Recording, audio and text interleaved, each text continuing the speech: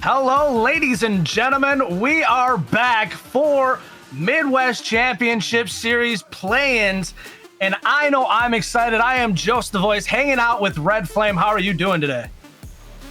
I am doing wonderful. Excited to see our matchups for today. We got Bernard Victory versus the Fargo Steelhawks.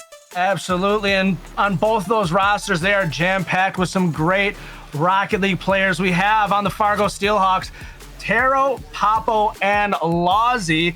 Earlier in the season, they lost Andy. We thought it might be a pivotal move that might have kind of hindered the team. However, they were able to pick up a good player with Lozzie, and they are here still heavily in contention, trying to make a name for themselves. On the flip side, we have the Brainerd Victory. I personally have not seen too much of their play throughout the season. I've missed some gaps when they've been on stream. However, they are loaded up with Mexi, GB, and V15. So we're looking forward to some great Rocket League tonight. And honestly, I'm a little at a toss-up right now. Honestly, I don't know which direction I should go in terms of my predictions because, I've seen the Steelhawks play a lot, and I mean, I really want to root for them. I really do. But I've been on this, if you've noticed on stream, every time I say what I want to see, it doesn't happen. So I'm gonna we're gonna do this. We're gonna flip the coin. And all right, yeah, we're gonna go with the Fargo Steelhawks. I'll let the coin decide. I already knew what I was gonna choose ahead of time. It was Fargo Steelhawks' head. Brainerd Victory is going to be tails. And you know what? Fargo Steelhawks, and I'm gonna ask for the distance because guess what, guys? We are not just going 5 games. We are going the best of 7 tonight. So with that being said, Red Flame, how are you feeling? I'm feeling good. I'm gonna say 4-3 Bernard Victory for this game. All right, so we literally got a even divide happening right now on the table. I almost want to get Stewie to cue in real quick just so he can give us his input. But, let's get ready for the action. I know these teams are pretty much set. They are ready to go. I know I'm excited, and I know you guys came here for Rocket League, so I think it is time to go.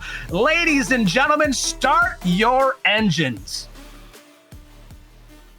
All right, here we go. Oh my goodness, we have somebody. Is that Motormouth?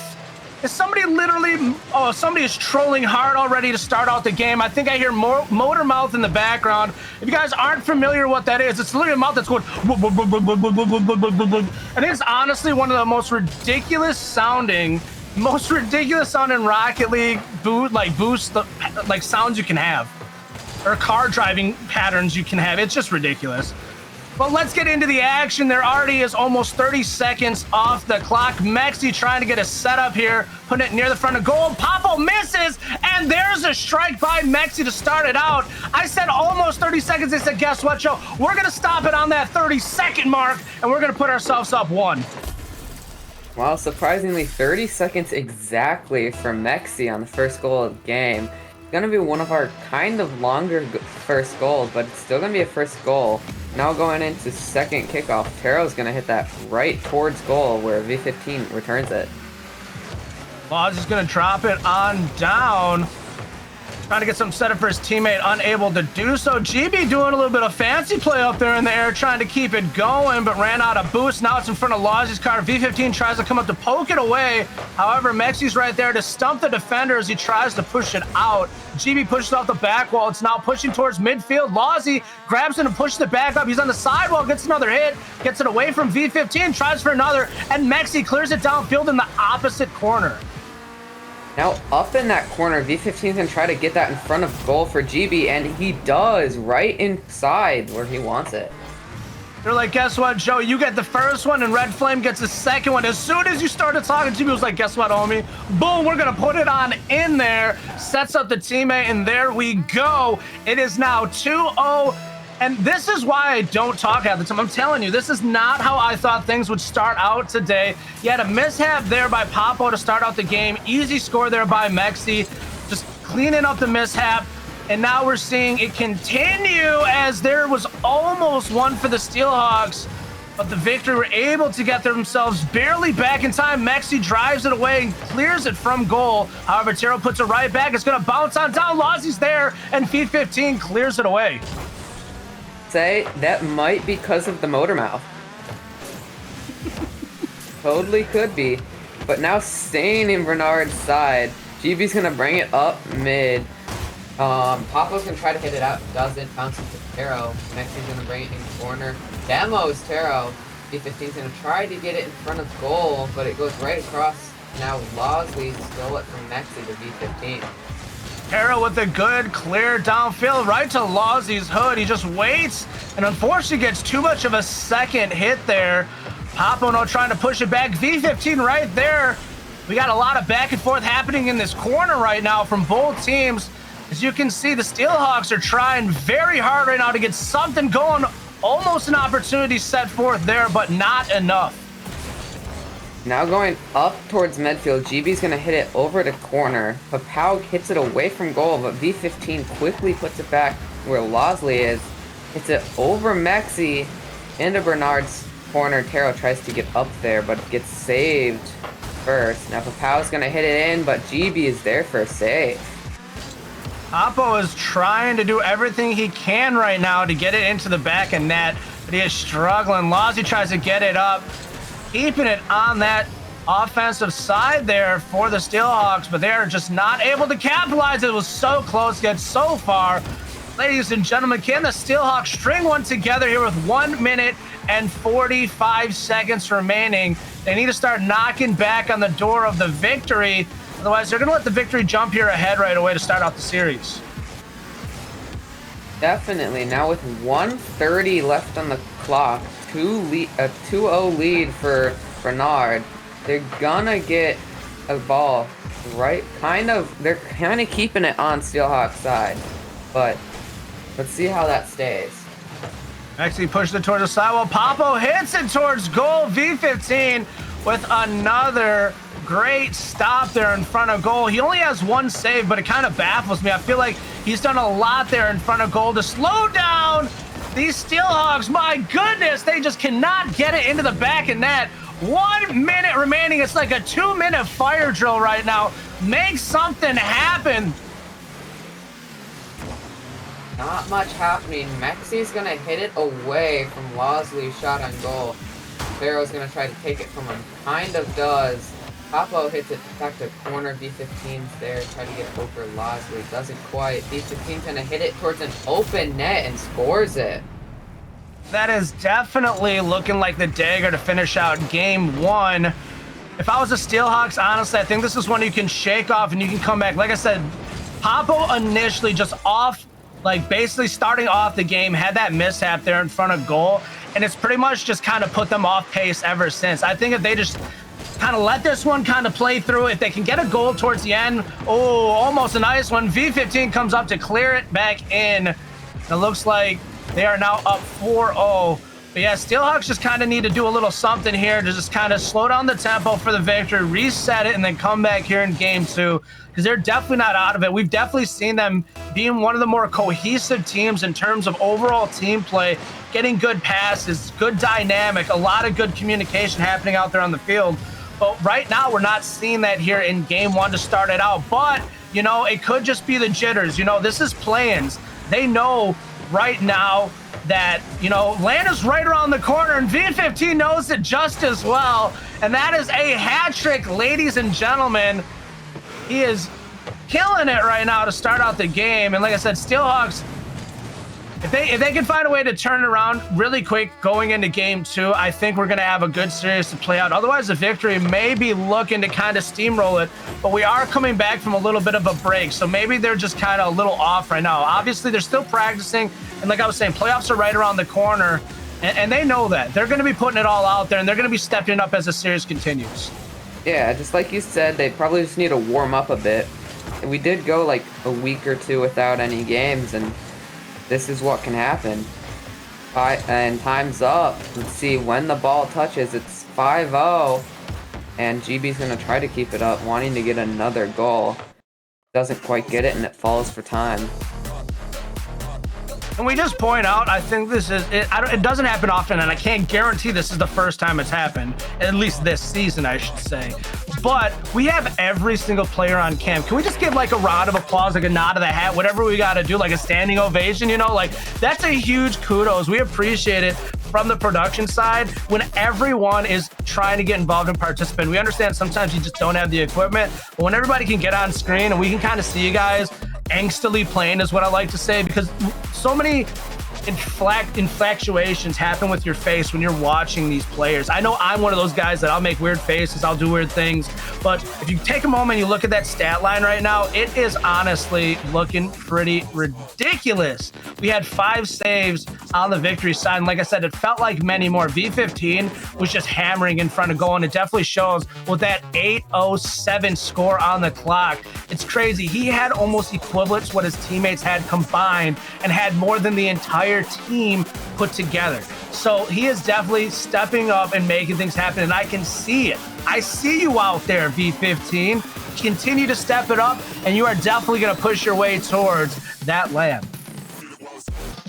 For sure. Now going into game 2, Bernard has a 1-0 lead. Let's see if Steelhawks want to get the lead back, maybe even tie it just to start off. Let's hope they get warmed up after that first match. Absolutely. You know, maybe they're still a little just filled up and full from all like that great food and like, you know, family bonding time and just eating all the candy and all those goodies during Christmas.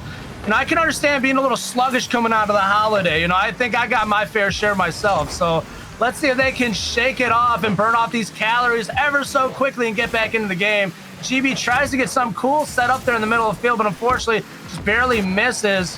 A swing and a miss there, good sir. Nice try, though. Papo now trying to put it towards his teammate, unable to do so. Losley now putting towards midfield. Taro is going to try to hit it, not quite in goal. He's going to get a double tap, though. But V15 is there to get it away. Now GB is going to push it towards midfield.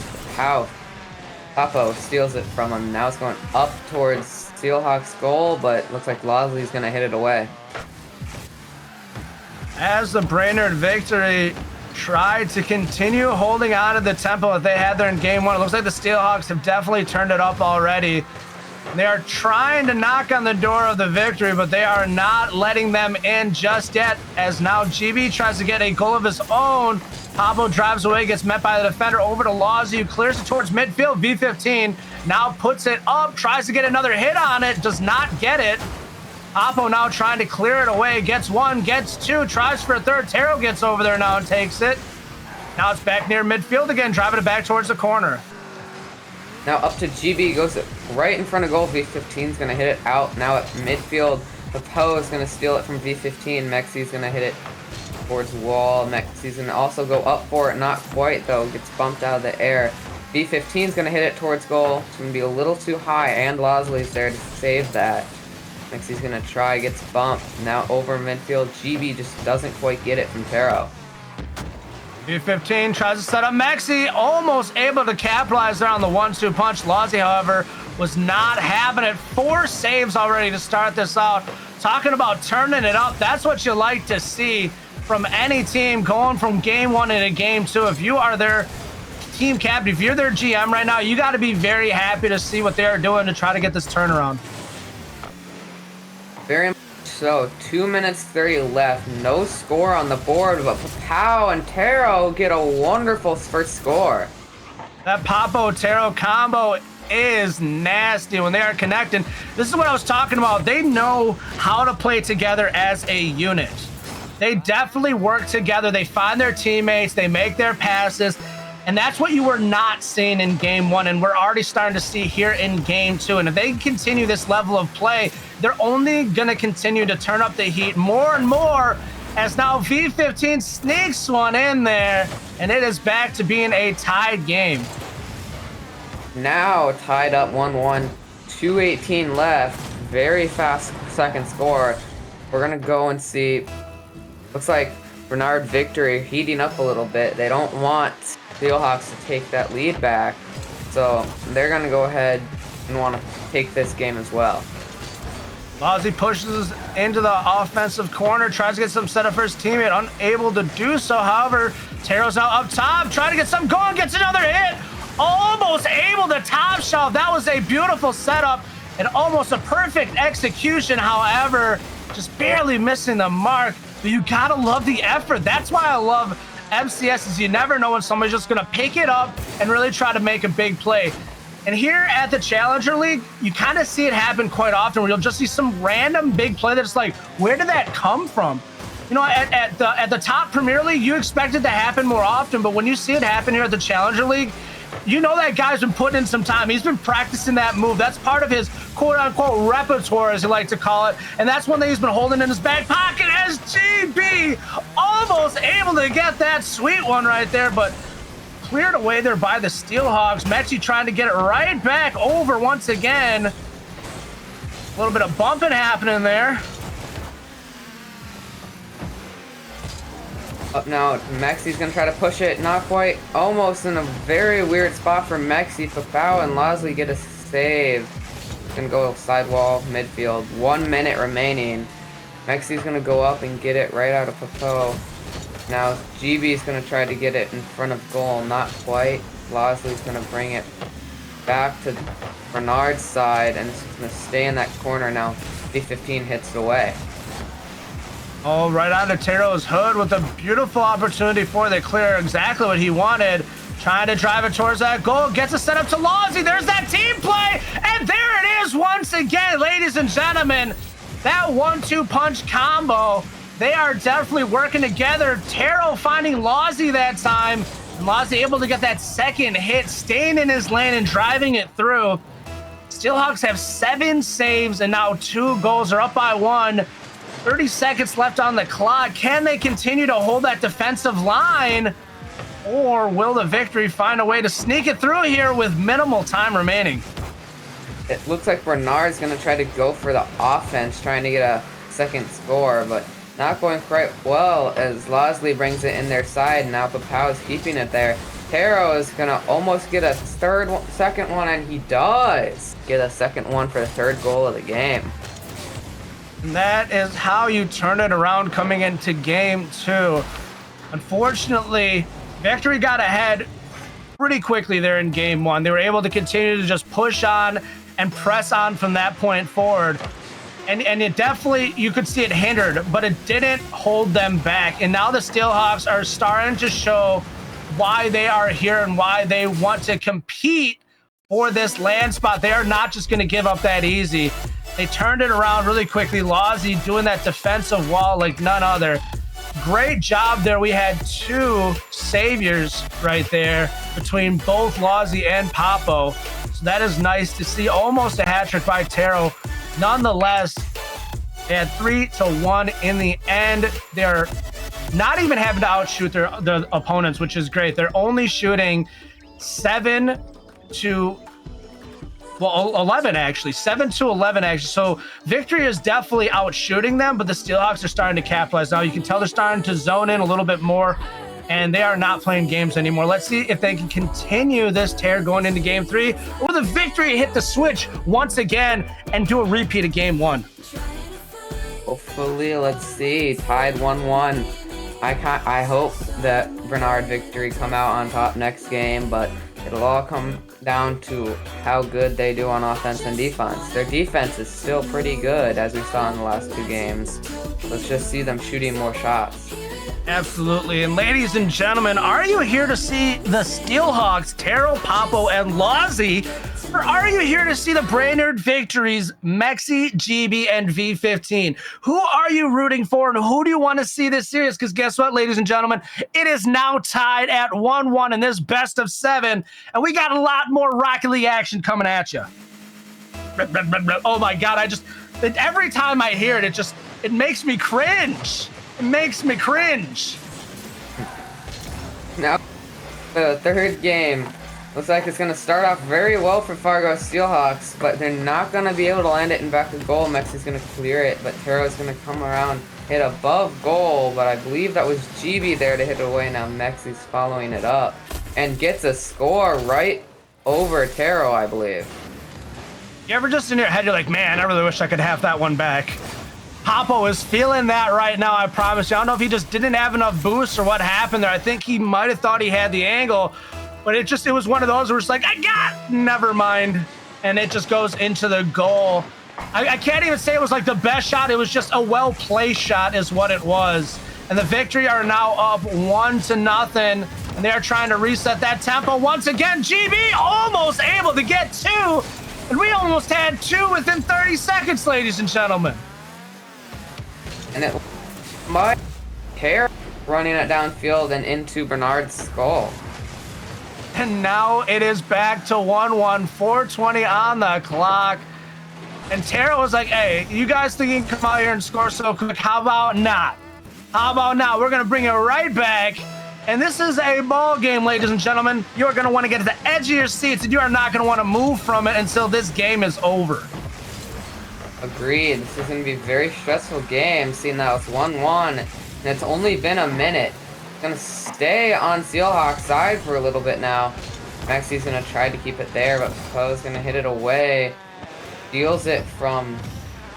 Can't say I saw that, but now V15 and Mexi are going to be there to get the save. Losley's going to be a little too high to get that goal. And now Pau is going to try to get one. Mexi tries to push it towards the corner. However, Lozzie jumps up and slows it down. Mexi with another one, tries for the double tap. Unfortunately, unable to get back to it. Papo clears it away. Now Taro tries to push it down the field. And the Victory are just continuing to hammer away. They are trying to get something going here. They're giving it everything right now, but it is just not enough in front of the Steelhawks defensive goal right now. Can the Victory get something here? However, it is now being cleared back down the field. GB puts it right back again, gets a demo on Papo, and now Steelhawks are down 1 man, but he'll be back ever so quick. Yep, now Mexi hitting it over Taro. Pau's above goal to get that. Taro's going to hit it away towards side midfield. Losley's going to be there, but Mexi hits it up. Losley's still going to get that. And Papo is not quite going to get that in. Now Mexi's going to try to get it away, but Taro takes it. Papo really probably wants that back. That's 2 now, unfortunately, in this game. And he probably wishes he could have back. And you give him those 2, and they're up 2-0 right now. But unfortunately, it is still a 1-1 ball game, 2:30 on the clock. And I know Taro is trying to get something going here, but we'll see if Taro Papo, the combo, can line back up again. However, you still got Lozzie in action too, who's been a great defensive player throughout the entirety of this series thus far. Let's see what can happen. Gonna be almost in goal by Mexi. Now GB's gonna try to get that. Losley hits it away. V15 is gonna try to get that up too, but Losley takes it. Now Mexi's gonna bring it back to corner. The Pau stops it and hits it up. GB is gonna be up there and try to get a good goal. Can't quite get it. Taro takes it away from him, but Mexi is there to hit it right back. Papo puts it near goal, gets another one, and there it is. The Steelhawks, Papo getting his back. There's that one back for you. And now it puts the Steelhawks up by 1, 2-1, 1:49 on the clock. Ladies and gentlemen, it is getting closer and closer to the end of this game, but I do not feel that it is anywhere near over. I'm almost feeling like there could be our first potential overtime in this game in itself. Just by the way, both teams are playing. It feels so even cut right now. Yes, now going on Steelhawks side, Tara's going to hit it right back over towards Bernard. It's going to be a little too high though, but Losley is there to get the rebound right in goal. And now we got the team hat trick, ladies and gentlemen. Every single player on the Steelhawks has put one in the back of net. But can we get one player on the Victory to help push back a little bit harder so that they can bring it closer, because they are now down by 2. Mexi has been putting a lot out there. B15, I'm surprised to say it, is at the bottom of the chart. Haven't seen too much action here yet in this particular game 3. Let's see if they can get something rolling. Thought that one was going back down to V15, but boy, was I wrong. Papo and V15 meet at the line, but unfortunately just stays stale. Lozzie pushes it over. GB grabs it out the air. Almost able to get it in. Stopped there by Taro. What a save. Looks like this match is going to go to Steelhawks 3-1 with 50 seconds left. Still possible for the Victory to come back, but let's see how they deal with this offense and going into this. Arrow stopping the defender up top, slowing him down, not giving the Victory much breathing room. And Lozzie gets it past the defender. I thought that was going to be a save, but boy, was I wrong. Yep, 4-1, 35 seconds left. We're going to go to kickoff and see either way this goes. Most likely will end up in Steelhawks' side, though, with only 30 seconds left. The Steelhawks have definitely turned it on and have not turned it off yet, as they are looking to stay ahead here in this series. This will put them ahead if the score ends right now and time expires. It'll be 4-1. I do not see 3 scores happening in 13 seconds, but you know, I mean, I think maybe crazier thing has happened, but that's a long field and not a lot of time. Agreed. 5 seconds left. It's going to stay on the floor. Can't quite get it up, and that's going to be a game. And now the Steelhawks push themselves ahead 2-1 in this series, and they are putting the throttle full forward. And we'll see if the victory can slow them down, or have the Steelhawks caught their wind and they're just continue to fly on through it. Yep, now they're ahead by 1 in series, 2-1 Steelhawks. Going into 4th game of series, they could get a huge lead and make it 1 from victory for them, 1 away from winning the series, or they could give it to victory and make it a tie game. It's all up to how they play. Absolutely. The one thing that I do not like seeing, though, is that the victory only had 4 shots on goal. They went from having 11 shots on goal to 4 shots on goal from game 2 to game 3. And the Steelhawks are only continuing to turn it up. At that pace, it is not looking good for the victory. I'm just going to say that. But they started out very hot, and they definitely caught fire very quickly. However, the Steelhawks are now starting to really put it on them, and we'll see if they can turn it around and bring this back to a tied series, or will the Steelhawks continue to push themselves ahead? Let's see. It looks like everybody's loaded into the game. We're going to wait for that countdown to go, and we're going to watch kickoff and see whose side it goes towards. And now we have kickoff. Ladies and gentlemen, Taro trying to get something set up early already, trying to get it past Maxi with another hit. Almost able to do it, but it was still left there for Papo, and we have an early goal. 8 seconds off the clock. Taro with a beautiful setup. I thought he had that last hit there, but he put it right towards the sidewall, left it back in position for Papo. And that's another beautiful team play. As I've been saying since game 1, the team players are what's going to keep the Steelhawks in it. If they are not working together, if that cohesion isn't working, if that, that chemistry that they have built throughout the entirety of the season doesn't stay where it's been, then it's over for them, to be honest with you, because that's what they rely on. That's how they work as a unit, and they feed off of one another. If one of them really isn't working, it seems like a lot of them just seem to kind of slow down in turn as well. It seems like they kind of all work together, and it's not just one man having to do everything. Yes, now staying on Steelhawks side for a little bit. GB's going to bring it up. Try to get it out of Powell. Can't quite. Mexi's going to get up. Stop it. Push it a little bit, but Taro's going to be there. Then the V15, and GB's going to get it past Taro, I believe. Now V15's going to try to score. Losley's there, and now Taro's going to hit it up and away towards Mexi. Almost there, and there it is. Mexi stays on it and pushes it down. Beautiful, beautiful play there. Gets the second hit and able to capitalize. And ladies and gentlemen, just like we had there in game 3, it is a very close one, back and forth already to start it out. Yep, 1-1, tied up. Both teams are looking pretty good so far. It was a very close goal for victory, though, and we're going to see how good they do with their next one, maybe, going in this. And Maxi with another one. Hey, who woke up Maxi? Because he's definitely coming to play right now. Gotta watch out for them double commits, however, because that could have played detrimental, especially in front of goal. We've seen some wide shots already. Don't want to see another one. However, now Victory are back on top, and we're seeing a very similar breakdown to what we saw there in game 3. However, it looks like the flip of a script might be happening.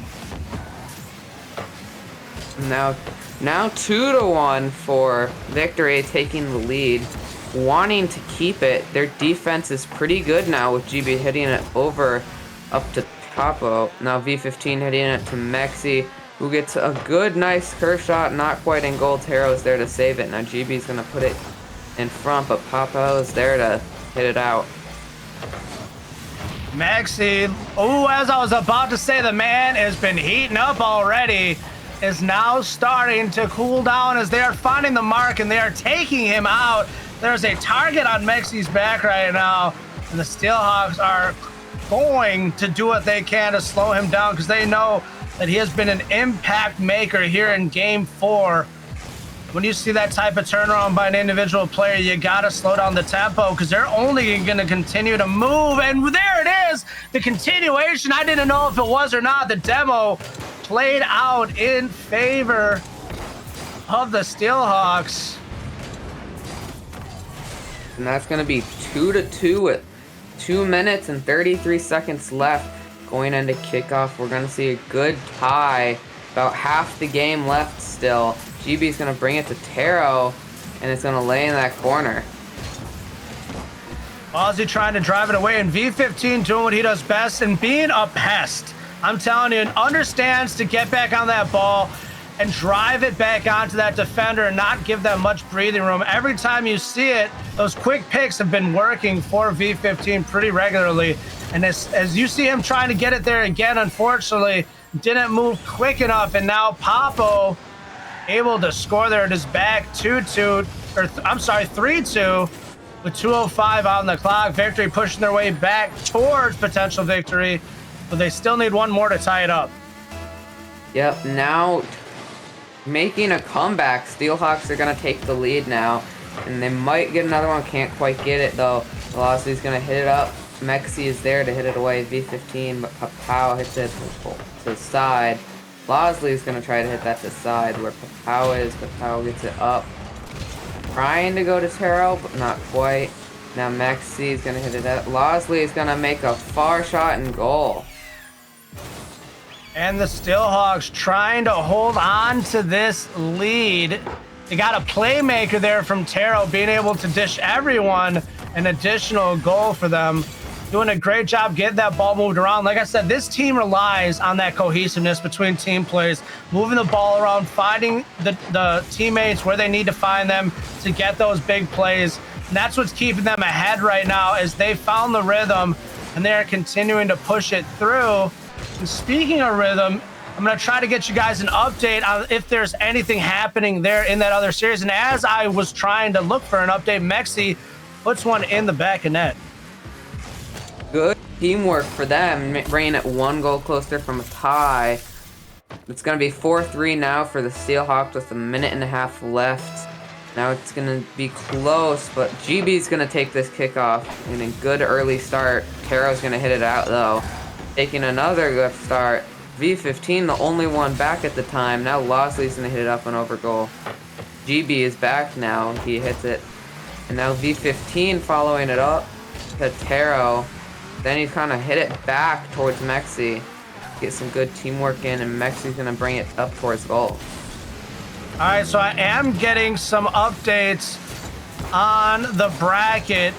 On the lower bracket, it looks like the Bloomington Maulers, Stewie's, hot card right now is what I'll call him, the hot seat for him. Just took down the Hibbing Rangers 4-0. Waiting for an update still from the Rochester Rhythm against the Mankato Atlas. It doesn't look like we have a sweep there, but I mean, it still could be in theory. We'll see what happens. However, right now we are looking to see if the Steelhawks can push themselves ahead one game further and put themselves up 3-1 here in this best of 7 with 20 seconds remaining. Can Mexi get it going? Misses the opportunity. It's still there in front of goal.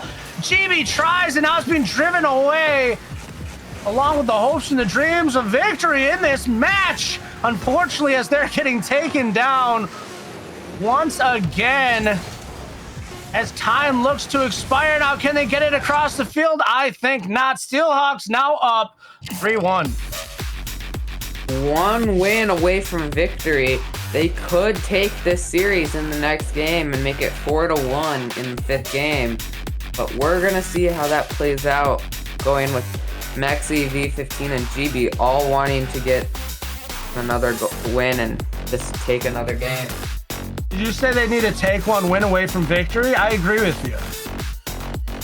No, I'm just joking, but in all honesty, we'll see how things continue to play out in this series. I definitely was thinking that the Steelhawks were the favorite moving into this one. However, victory came out really hot. They were definitely strong-handed there in game 1, but they have been steamrolled ever since, and the Steelhawks are gliding along right now. They have found their lane, and they are pushing ahead. And we'll see if the Steelhawks can find their way into the upper finals. And will that be against the Rochester Rhythm, or will that be against the Mankato Atlas? I'll tell you this, 7 shots on the board for the victory, 9 shots on the board for the Steelhawks. Victory, get on that offensive side and just keep shooting if you want to stay alive right now, because you need to turn it up right now, or the door is closing and the land is going to be too far out of reach and you are not going to be able to make it. Yep, going into game 5 with a 3-win to 1-win for Steelhawks. But the kickoff is also going to go in victory's favor, but Losley's going to quickly try to return that. But GB is there. But Pow is there also, though, and going to keep it on victory's side. I do just want to remind people that any team coming from the Challenger upper bracket can afford to lose a match, and Lozzie puts one in, and they are now up by 1. Steelhawks push themselves ahead once again. But as I was saying, on the Challenger upper bracket, so between these teams, between the Steelhawks and the Victory, if whichever team loses, because obviously a team loses and there's a winner, when that team loses, they'll get pushed down to the lower bracket, and they still have a fighting chance to make land. So it's not all said and done for them. However, if you're on that lower bracket, like the Bloomington Maulers and the Hibbing Rangers, or the Des Moines Derechos and the Green Bay Knights, if you lose, it's said and done. There's no coming back from it. That is your night. That is your chances of making land. So, as we continue to wait for these updates, I'm looking for a Derechos victory, hopefully. I like that young roster. And we'll see what happens here with the Fargo Steelhawks, as they're already ahead with roughly a minute off the clock here to start out game 5. Will the Steelhawks just have a complete turnaround? They gave up 1 and just take it home, or what will happen? Hopefully staying on victory's side, though. It looks like Steelhawks are gonna want this win. They're gonna want this game to be over with semi-fast. And just as I say that, Taro with a second goal. Is it Taro or is it Terror? Because my goodness, they are turning it up, and that was a beautiful shot coming from on top and pretty much dunking on the defender. That was a beautiful, beautiful play there. 3:45 on the clock, and the Steelhawks are continuing to push ahead. Yep. Now going up in midfield, Mexi's going to be there at bottom to take it, but Losley's going to take it away from him. Right in front of goal, but GB's going to be there and save it. Now Taro is going to try to get past that, so Papao can do it. He does, but B15 quickly, shall I say, gets the return, but Bosley kind of brings it back towards goal, almost reaches goal, but doesn't quite get it. Papo trying to get it back down towards his teammate, gets another chance, tries to put it near goal. Mexi is there to slow him down and stuff that opportunity. Now GB puts off that sidewall. V15 gets the shot, and Taro terrorizing the field once again. We'll just call him Taro the Terrorizer, because he is doing everything right now to make sure the victory cannot come back in this one. Yep, but V15, just as you finished speaking, gets the score. Bring it 2-1 with 2:50 left on the clock. Don't worry, I haven't ate dinner anyways. We'll see how good my foot tastes in my mouth. All right. 3 minutes of the game, roughly. Taro is going to take kickoff and almost get a goal. Papao tries to hit it in, doesn't quite. Actually, he's going to try to take it away. Bosley is going to hit it back. B15 puts it downfield for GB, gets it down towards goal, and Lozzie clears it away towards Papo. Papo continues it downfield, gets a good opportunity, but Mexi now stopping it. Mexi now putting it downfield himself, and the Terrorizer once again grabbing it at midfield. I almost don't even want to call him Terror anymore because he's everywhere. He's a little bit of everywhere at once, and Papo now trying to get something going there. Yep, everybody wants a bit of action. Now everybody's on Bernard's side. They're gonna all try to shoot at it, but GB is gonna be a good defender. Gets it past Papo. Now Taro's gonna bring it up though. Mexi's gonna get it past him, but Losley is gonna return it right back to where it came from. And a big boom downfield. Papo pushes it towards Taro, pushes it downfield back to Papo. It's the give and go, ladies and gentlemen, and it's back again. I thought we would have had it. I was feeling it. It was in the Ghiblies, but it just wasn't there. Yep, back and forth kind of now. Mexi's gonna try to get it up. Can't quite. Mexi does keep it from Papa though. Losley's gonna hit it towards Victory's goal. Can't quite make it in. V15's running from Losley as Losley is trying to demo him. Now Mexi hits it up kind of towards Losley. V15 hits it towards goal, but it's just too high. And it is looking very good right now for the Steelhawks as they are just continuing to use the field. You're watching them take long, booming hits right now, and oh my goodness, I swear to goodness gracious. What are you guys doing to me right now, Victory? I'm not saying you guys don't deserve to continue playing, but every time I'm trying to play a narrative, I'm going to eat another shoe now. How about that? Sheesh, my dude. Good shot there by Mexi, and now it is 2-2, 56 seconds on the clock. And that overtime I was asking for, I think it was in game 3, might be playing out here now with 45 seconds remaining. We'll see what happens, or will we have a striker come through at the end? Yep, now 40 seconds left. It's going to go right towards midfield. Potero is going to get it past GB. 15 is going to hit it away from goal. Now, Papo is going to miss what he tried to get a goal off of. GB is going to get it up, but Taro gets there faster. V15, but Losley takes it from him, and now it's staying in that corner on Bernard's side.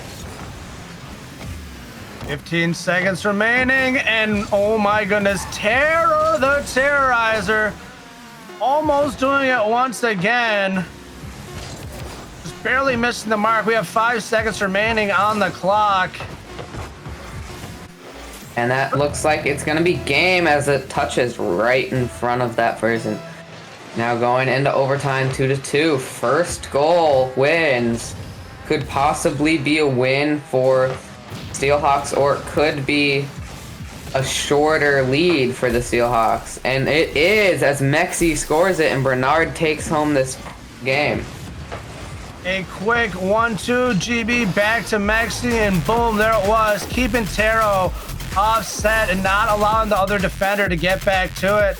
And the victory, we asked for overtime and they give it to us, and the Victory are not ready to go home just yet as they are wanting even more from this series. Still no updates from the other teams.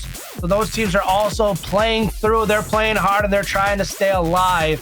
But in this game right now, we definitely see the stat line changing just slightly. Steelhawks now with 7 shots on goal. Victory with 6 shots on goal. However, Victory is still not out shooting the Steelhawks, but they are now winning.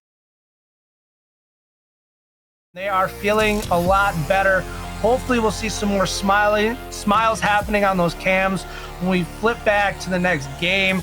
But I know right now there's definitely some strategies playing out. They are definitely trying to think through. I mean, look at that face right there. You know that's a face a mother can love and definitely wants to see, you know, succeed no matter what. Put it all out there. Leave it all out there on the field. Make mama proud. That's what we want. But you can only do that if you put all on the field, though, of course.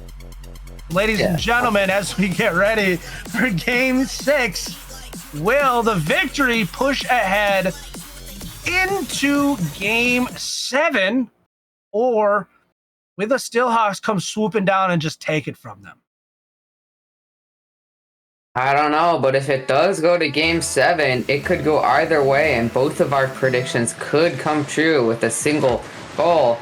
Or you can go your way and Steelhawks can just take it now. But let's see, as Taro gets demoed by Mexi.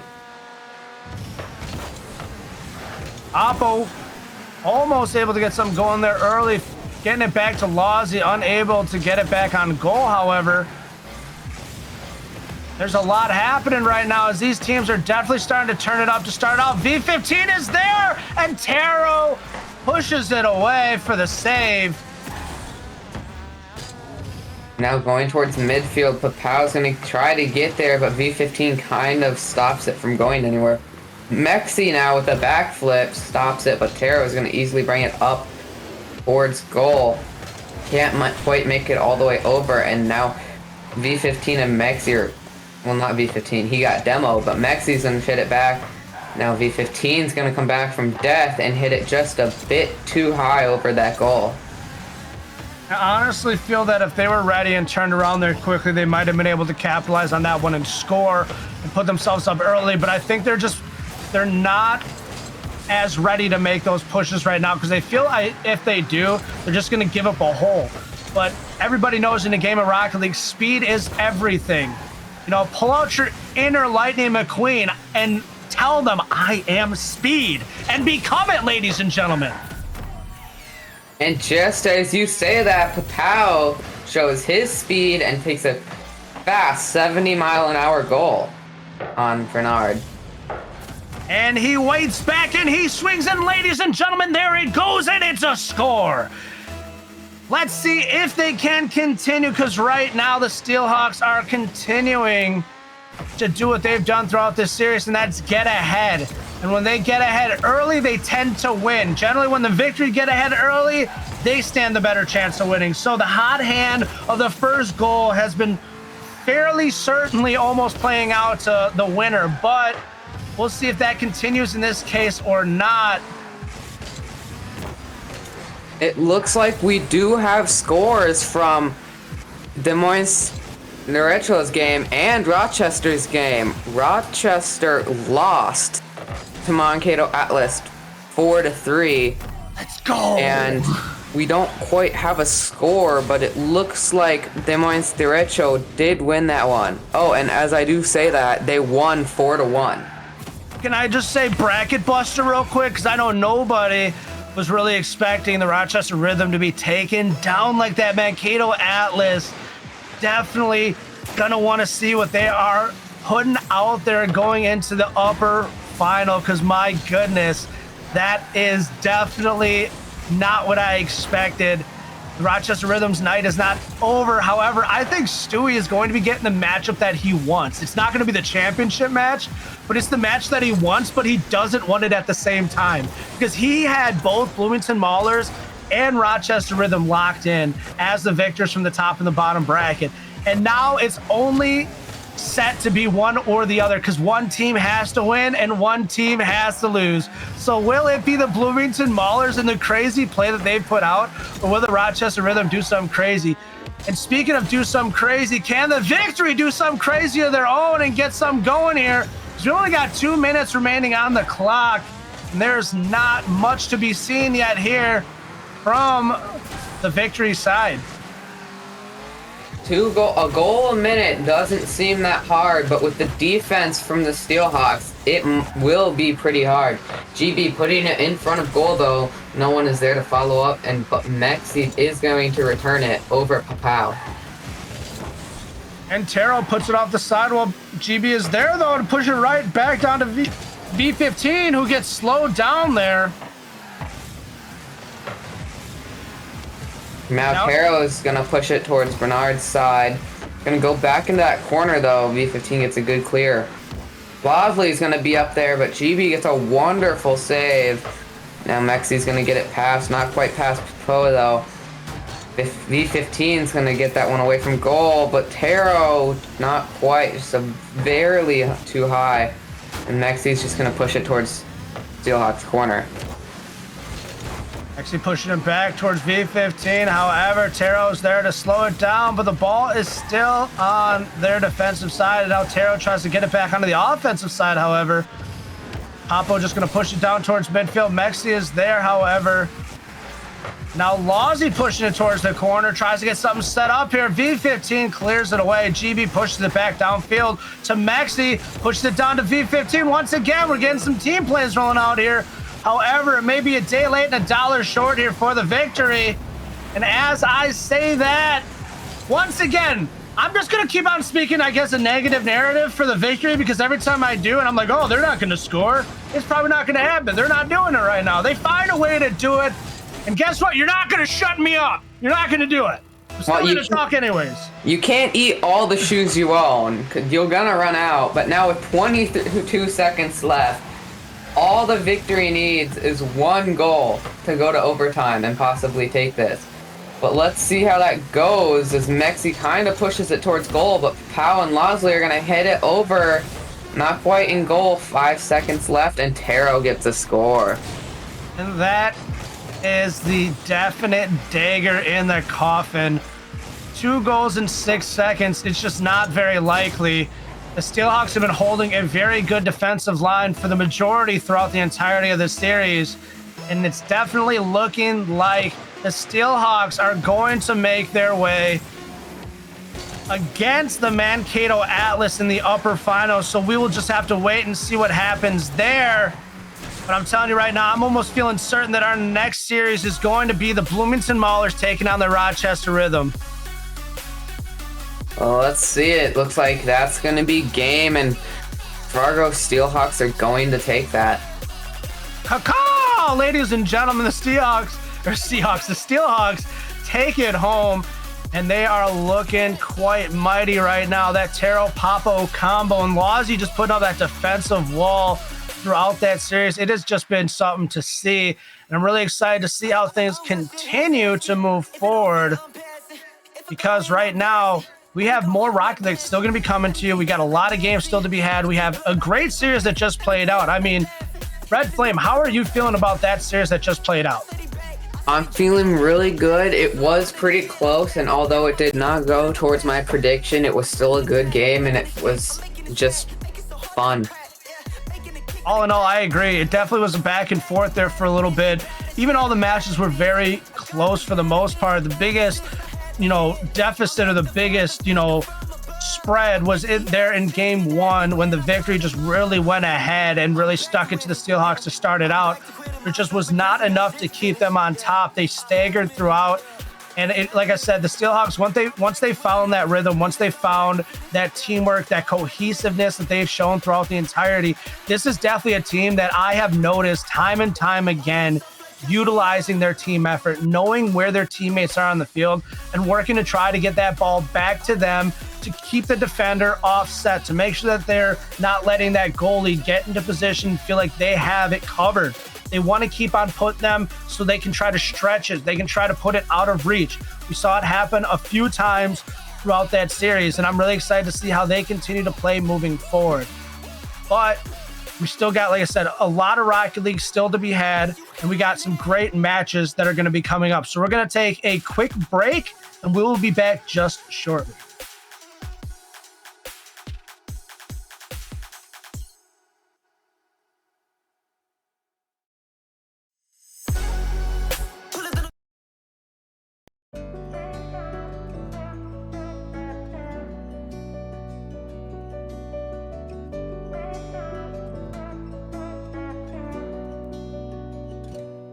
Me and you and me was a dream at first. I got lost in your world, in your universe. I never thought our love would ever end. I messed up, made it worse, pushed you away. All that fighting and pain till you left one day. Wish I could take back all those things I said. I can't deny that I miss you, and I know that you miss me too. So let's get over our issues and go back to me plus you. I know that things weren't perfect, but I think it's worth it. Nobody knows you like I do. I can't deny that I miss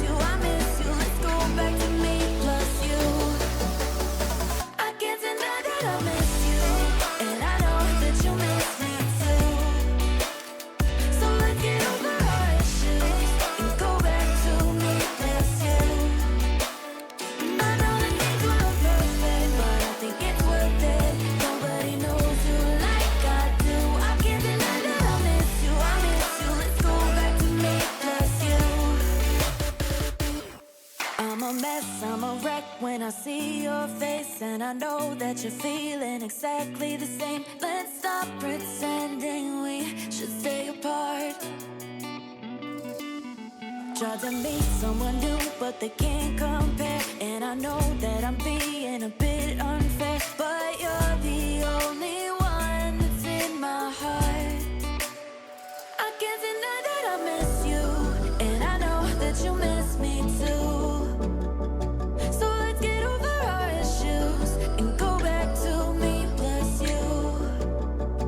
I know that things weren't perfect, but I think it's worth it. Nobody knows you like I do. I can't deny that I miss you, I miss you. Let's go back to me plus you.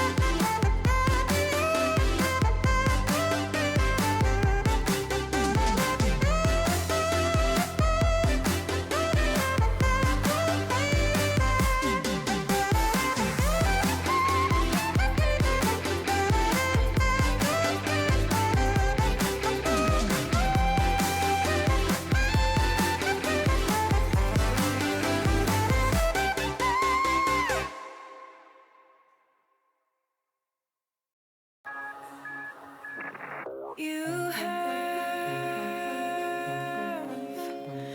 habits just like me.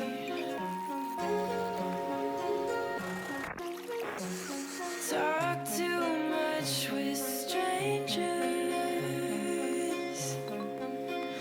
Get way too serious around family. And I don't have any wishes, but when I kiss you, our lips fit well. And I don't have expectations, but when I daydream, I fall asleep, and our hands melt.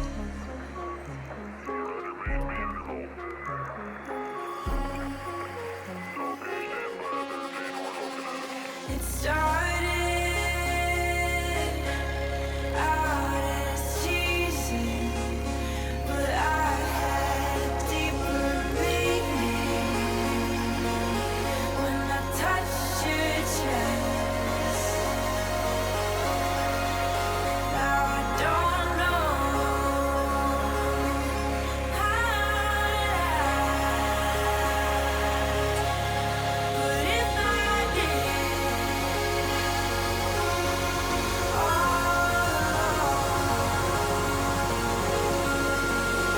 and I don't have any wishes, but when I kiss you, our lips fit well. And I don't have expectations, but when I daydream,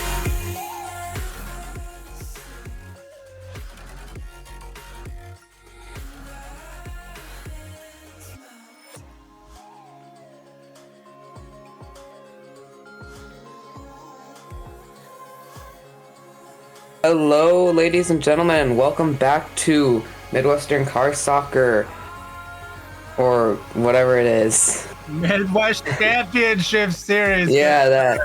We are going to be looking towards Bloomington Maulers versus Rochester Rhythm in the lower quarters for our bracket. We just got back from Fargo Steelhawks against the Bernard Victory. The Steelhawks did take that game 4-3.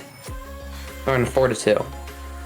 They did, in fact. And as you look at that bracket, you'll see the Rhythm got taken down by the Atlas 4-3 with the upset. Not something that Stewie definitely wasn't expecting. I thought it might have happened, but Stewie definitely was not expecting it. If you look, I can show you the notes if you want. He writes them out every week. I'm just joking. But they did lose, and it was a very unfortunate thing because it was definitely not something that was expected. And now they are fighting in this match that we're about to be watching against the Maulers. But let me take a step back because we're going to continue talking about the rest of the bracket. The Steelhawks, however, were able to take down the Victory 4-2, as Red Flame has stated.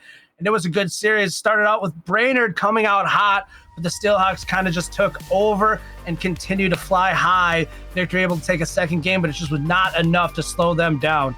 And as we continue to look on down into that lower bracket, the Maulers swept the Rangers, didn't even give them a chance. They said, bye. They said, your quick draw is not quick enough. How about that? And the Maulers move forward in this series that we are about to watch against the Rhythm. And then the Des Moines Derechos, I love saying that name, I do, against the Green Bay Knights. They took them 4-1 in that series, and they are about to be taking on the Victory in this lower quarters as we are watching this series that we are about to see right now. So if you are a Maulers fan, Are you cheering on Jason Wolf, Clash, DA, and unfortunately not Ryoji? He's going to be subbed out for Shalonkers. Or are you on the flip side? Are you looking forward to that Rochester rhythm, bringing it back, finding a little bit of rhythm of their own with Cole, Wubik, and Dicey? So there's a lot that's still to be said with these teams, and the Rhythm are not happy. I'll just say that right now. But the Maulers are hungry. So with that being said, ladies and gentlemen, this is Rocket League. Going to the first kickoff, it looks like it's going to go in favor of Maulers, but Clash GA quickly returns that to their side. Dicey's going to try to get that over Jason Wolf, but can't seem to do it as Cole gets it across the goal. And the Bloomington Maulers coming out early and swinging them claws. And they already got one against the Rochester Rhythm. We'll see if the Rhythm can get it together.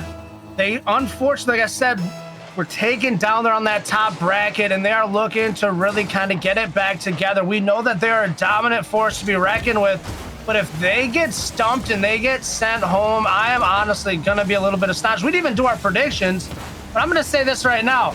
I'm rooting for the Maulers in this one, ladies and gentlemen. And it's not because they scored first, and it's not because they keep on hitting that top bar either. It's not because, unfortunately, it looks like, my goodness, what is happening here? It looks like they picked up a fourth teammate. I swear, I didn't step on the cheat code when I was saying that. I swear to goodness.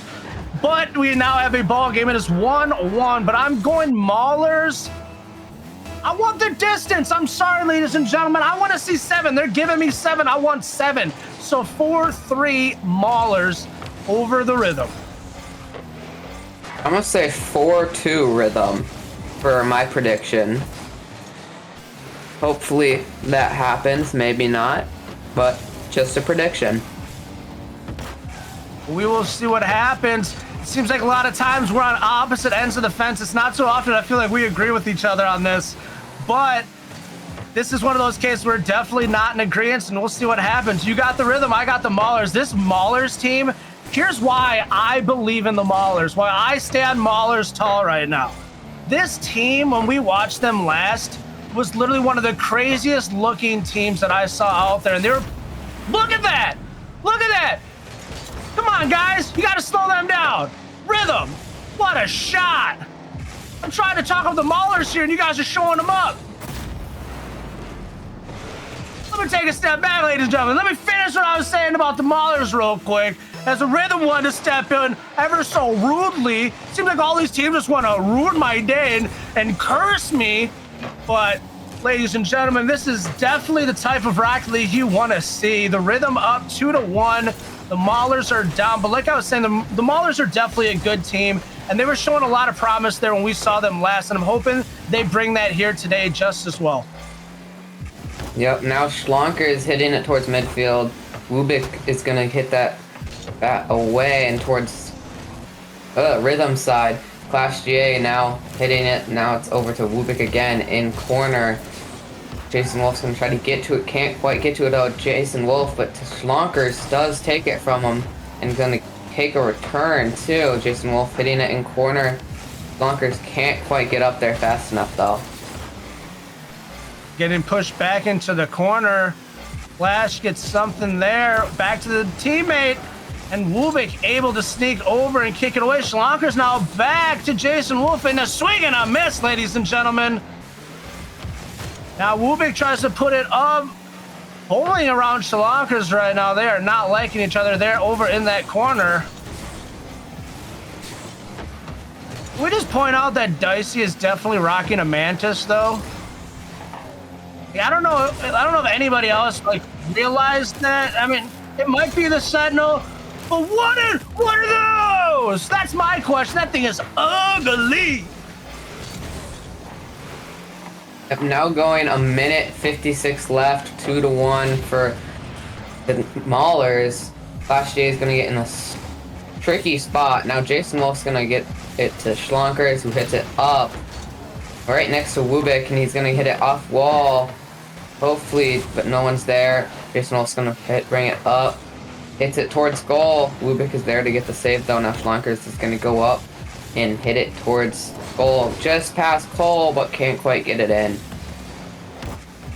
All right. As we see Wubik push it up towards that sidewall, gets another hit on it, and another one. Can he get it there? Jason Wolf says no. Remember, these teams are competing for land. Only 2 more teams can make it. We've already seen 2 teams already advance.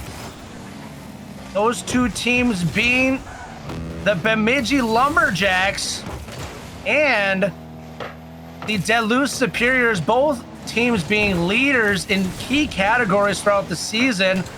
You have Bemidji Lumberjacks, goals per game, 2.69, tearing it up there, along with shots per game. It's equalizing there, if you ask me, 8.94. And then you have the Duluth Superiors with a 2.12 assists per game. So they are also a team that is used to getting that ball around and making big plays, similar to what we saw from the Steelhawks. And then we also have teams with high shooting percentages like the Des Moines Derecho, and they're still alive, 33.2%.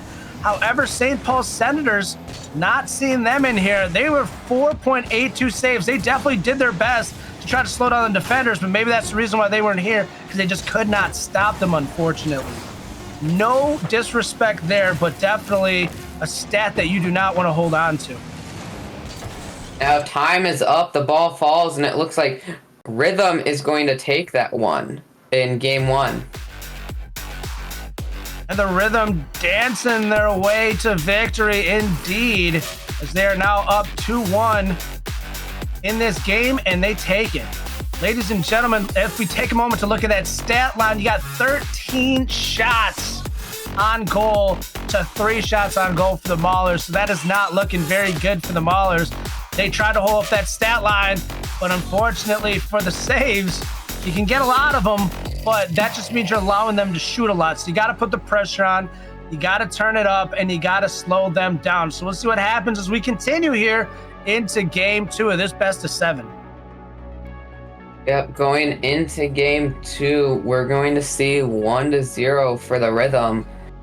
3 more, and they will take a fast series, but that is what I want. But let's see what will play out and how things will go. I think I feel a car change coming on for the ladder across the board, but we'll see what happens. I don't think we're going to see any more Mantises out there anytime soon.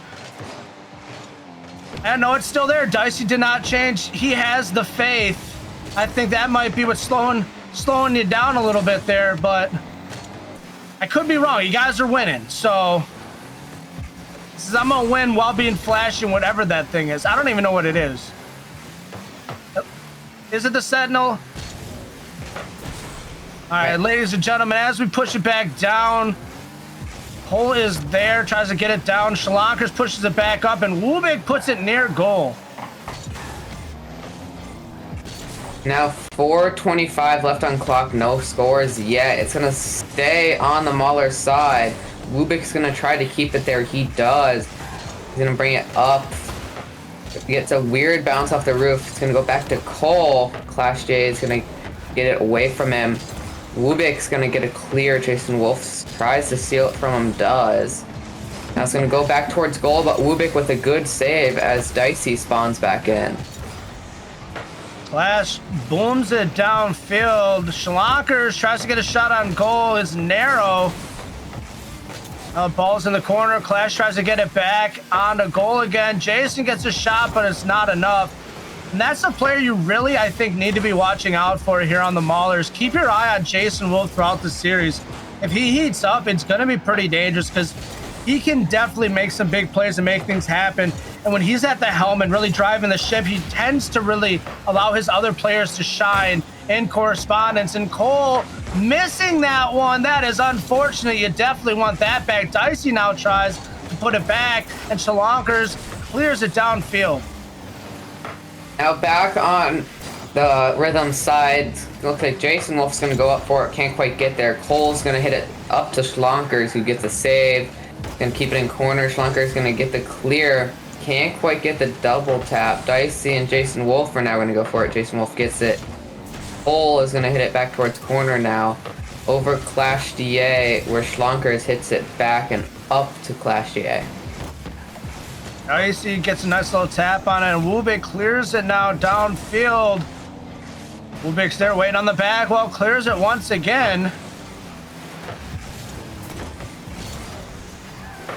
Now Clash TA tries to make a shot on goal, but Dicey is there, hits it to Wubik, who pushes it up and over Schlonkers, but Jason Wolf is there to stop it from going in goal. Now Dicey taking it from him, and then over Schlonkers, Wubik tries to get there in time, but Clash DA is faster, and then I believe Schlonkers hit that one away. Clash almost able to sneak one in there. Jason Wolf now trying for one, hits it wide. These guys, I feel like there's like this weird impenetrable wall that's like 3 to 5 feet out from goal that if you try to shoot directly on goal from that area, it just goes completely wide. Doesn't matter which team you're on right now, they get that close and they just shoot it completely wide. It's like the kid in T-ball where you put the ball on the stand for him and he still hits the stand anyways. Now with 1:37 left on the clock, there's no score. Good defense and offense on both teams. Now Dicey's going to try to get it over onto Mahler's side. He does. Wubik's going to hit it now too. Schlonkers is there to get a return in the Rhythm's corner. Pashier is there to hit it up. Schlonkers is there now. Pashier tries to go back over. He decides not to because Cole hits it away. Get a bump on Dicey. Now Jason Wolf is going to hit it against the wall. I think Clash is finding a new memo. He's finding the bump strat to come into effect all of a sudden, making a little bit more plays there. Try to slow down the defenders. That wasn't even intentional, but it worked. As Schlonkers now tries to get it down the field, continuing to drive it. Dicey is there to clear it away. Jason stays patiently, but it's just not enough. Now Clash GA driving back to get a good defense angle. Jason Wolf hits it up. Wubik is going to clear that away from Schlonkers, but Jason Wolf is there, makes a shot, but almost in, not quite though. Dicey gets a save. Clash is going to go up for it. Wubik's going to hit it away to Jason. He's going to bring it up. Dicey is also there to hit it away to Clash DA. Cole tries to get it downfield as with only roughly 10 seconds remaining on the clock. Is the clock going to expire? I think not. Clash DA has other plans. He wants the Maulers to go up 1 and bring it back to 1-1 in this series. So we'll see what happens. Can the Maulers hold the line or will the Rhythm push it through? Yep, going 1-0 now for Mahler. It's going to be 8 seconds left. Probably going to take this entire series. And 1 second left, that's going to fall. And yep, series is going to be tied up now. The Maulers are not going down that easy. They said, Rhythm, you can take game 1, but we're going to come right back in game 2. They held them throughout the entirety of that game and snuck one in there at the very end. That's definitely what you want, is to be able to slow down the team that got really hot there in game 1 and find a way to push yourselves ahead when it's needed. You don't got to make all these big flashy plays. You don't got to do all these big drastic things. You just got to play your part, be where you need to be, and eventually the game will fold into where it needs to be for you and your team, and you'll eventually score, and that'll be game. So as long as you can hold that defensive line, as long as you can be the team player that you need to be and make those rotations and keep the communication in effect, you're going to win. Yep, going into game 3, this could go either way as we've seen both teams good on offense and defense. It's going to be a fair playing field for Rhythm and Maulers. As we step into game 3, it is 1-1. The Maulers able to knock the Rhythm down a notch going into game 2, but will it be enough, or will it just make the Rhythm that much more angry than they were coming out of that first series where they lost 4-3 against the Mankato Atlas? Looks like it's going to be close as everybody on Rhythm is taking shots, but now Jason Wolf gets a shot back, hits it all the way down to corner. Dicey's gonna get that over Schlonkers. Now gonna bring it towards and in front of Clash GA and scores it too. You know what, Dicey? I'll stop hating on the settle. Fine. Fine. We'll give it to you. There you go. Able to sneak it past the defender there. And now the Rhythm are up 1-0, resetting the tempo. They just went from a 4-4 to a 3-4 real quick, and the Rhythm are trying to do everything they can to just really keep the Maulers offset. Yep, with the 1 lead and 4:12 left, they're gonna want to keep this lead if they want to take this series. Now Clash hitting it way back over to Mauler's side, Rhythm's side. Now he's gonna stay there, but Cole's gonna try to get past Schlonkers. Can't quite do it. And there you see the Maulers trying to get some going here, but a big boom downfield. Wubik almost missing that. It looked like they got a subtle touch. A lot happening right now. Big booms, and they're trying to clear the defender, not just the ball on that one. Now it's downfield and pushed across by Wubik. Clash DA is there. However, Dicey grabs up and tries to put it right back near goal. Jason Wolf now shoots it downfield, and Wubik able to get the clear. Now bringing it back towards Mauler's side. Cole's gonna get it over past Jason Wolf. Schlonkers is gonna hit it back towards Rhythm's side, and now Wubik is gonna get in and try to get it set up, and he does as Dicey gets that in. Very slow goal. Rhythm trying to let that base drop right now, and Dicey puts another one on the board. It is 2-0, and the music is still bumping for the Rhythm. 2-0, 3 minutes and 3 seconds left. They're gonna try to keep this lead, doing good with it so far. Schlonker's gonna try to get that towards goal, can't quite. Wubik hits it away. Now Clash DA is kind of gonna stop it. Dicey's gonna take that and get it up where Schlonkers waits, and we have a demo on Cole now too. And a big shot downfield by Jason, able to find the line that no one else could. And he puts it in. That was beautiful. Like Robert Frost, 2 pass diverged in the woods, and I took the one less traveled. And for that, I am forever grateful. Now 2-1. Maulers are gonna start to catch up. Dicey's gonna bring that towards their goal though. Wubik's gonna get up and steal the pass from Jason Wolf. Clash G is gonna take that though. Dicey's gonna hit it towards Mauler's side. Dicey is also there to get another tap. Cole's gonna do that after Jason Wolf and Wubik get demoed. We're gonna see Dicey trying to keep that away from their side. Bonkers is gonna keep that over on Rhythm's side though. And Clash gets the shot, a beautiful layup by Shalonkers, and the boom by Clash. 2-2 with 2 minutes and 7 seconds left. Both teams are really even right now. A comeback kinda by Maulers. They're gonna wanna take this lead. They have not had a lead yet this game. We'll see what will happen here with 2 minutes remaining, 2-2 on the clock. And what they need to do is score to put themselves ahead, and who will be that team? Now, staying on Rhythm's side, and it's gonna be a score by Schlonkers.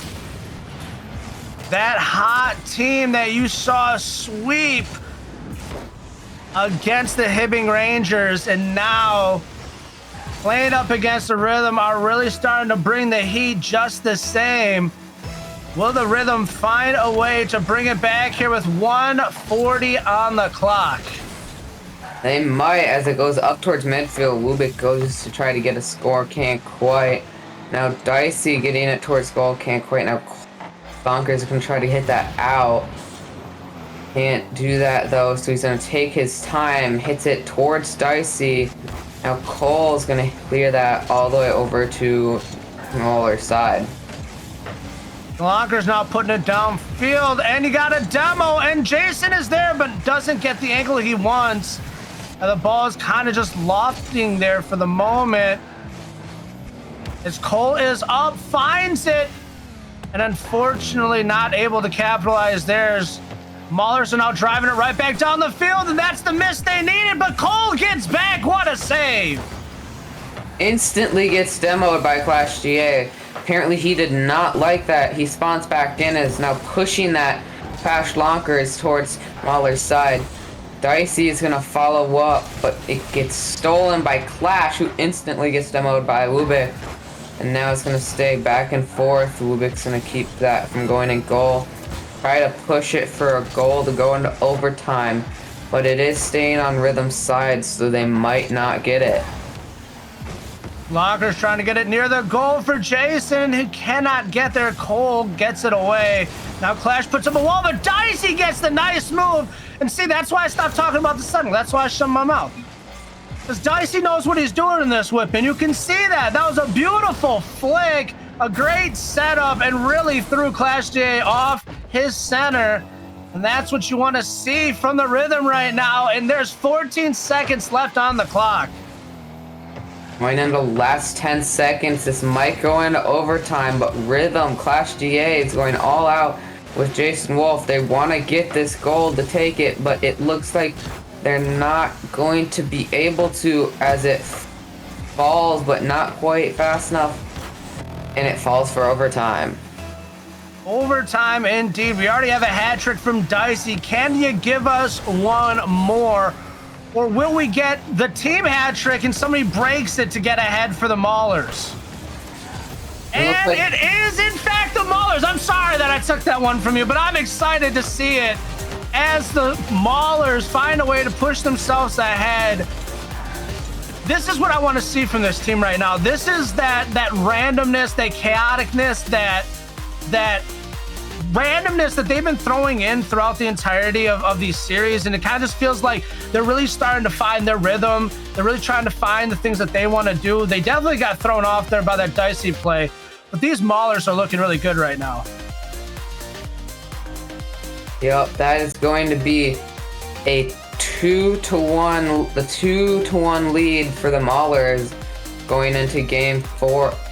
And it looks like Dicey is going to go back and get a car switch. Uh-oh, ladies and gentlemen. I think it's that time. He said, you know what? I think it's time to put the Mantis down. Or the Sentinel. Sorry, the Sentinel down. And we'll see what he comes back with. He's back now, ladies and gentlemen. So if you didn't get a chance to go to the bathroom in that 5 seconds that he was gone, it's too late. The games are coming back at you, so there's no more time. You got to sit at the edge of your seat. You got to pinch it off for the moment, and you just got to get ready for the game. Yep, going into game 4. Looks like Dicey wants to switch the car to a car that Dicey is more comfortable with so they can get this. Nope. And it's the same car. It's the same car. Hey, he threw us all there. He was like, hey, I'm going to throw them all out. They're going to think I'm changing. They're like, they think I'm changing. Nope. He just had us all at the edge of our seats. He's back, though, ladies and gentlemen. Dicey ain't playing no games in that Sentinel. Apparently not. Now we're going to go right towards Rhythm's side. Clash J is going to stop that from going on the Mauler side. Dicey is going to bring it up to Jason Wolf, who's going to hit it to Cole. Cole's going to bring it around Jason. He's going to push it towards goal, but it's going to be stopped by Schlonkers, but it still goes in front of goal, but no one's there to follow up. Clash is going to now push it. Gets hit out, goes towards corner, and Cole's going to return it. And Jason Wolf puts it towards the sidewall. Dicey grabs it up. Clash GA now grabs it off. And Woob is there to slow him down. Missed there by Jason, a miss by Dicey. Shalonkers now just kind of pushes it up a little awkwardly himself. I don't know what just happened there. The Maulers almost able to score there. Jason tries, but cannot capitalize. Now Dicey bringing it right around to Mauler's goal, getting like a good opportunity, but everyone was there Ooh, it's like Lubik almost with the goal, not quite though. Gonna go over net now. Bashier is gonna hit that back. Dicey is gonna shoot it, but just goes a little bit too high. And Shalonkers puts it off the sidewall near the 50. Cole grabs up, gets demoed by Clash. Jason Wolf pops off the back wall. Dicey now passes it back to Wubik. Shalonkers is there with the boom downfield. It's another hit on it, but the defenders are staying strong right now. And over to Jason Wolf to the top of midfield. He's gonna hit it towards goal. He's gonna try to go up and hit it, but it's a little too high. Now Wubik's gonna hit it away. Trying to beat Schlonkers to it. He does, and it's gonna be over goal. Clash is gonna hit away. Schlonkers tries to get a touch, not quite. So Dicey's gonna try to get it past him.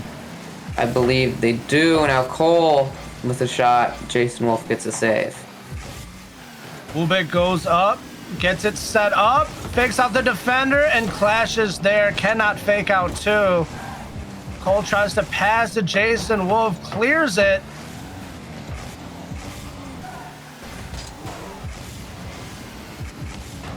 Wubik with the pass over to Cole. It's coming down in front of goal, and unfortunately Cole misses. Dicey tries it again, and Shalonkers gets the save.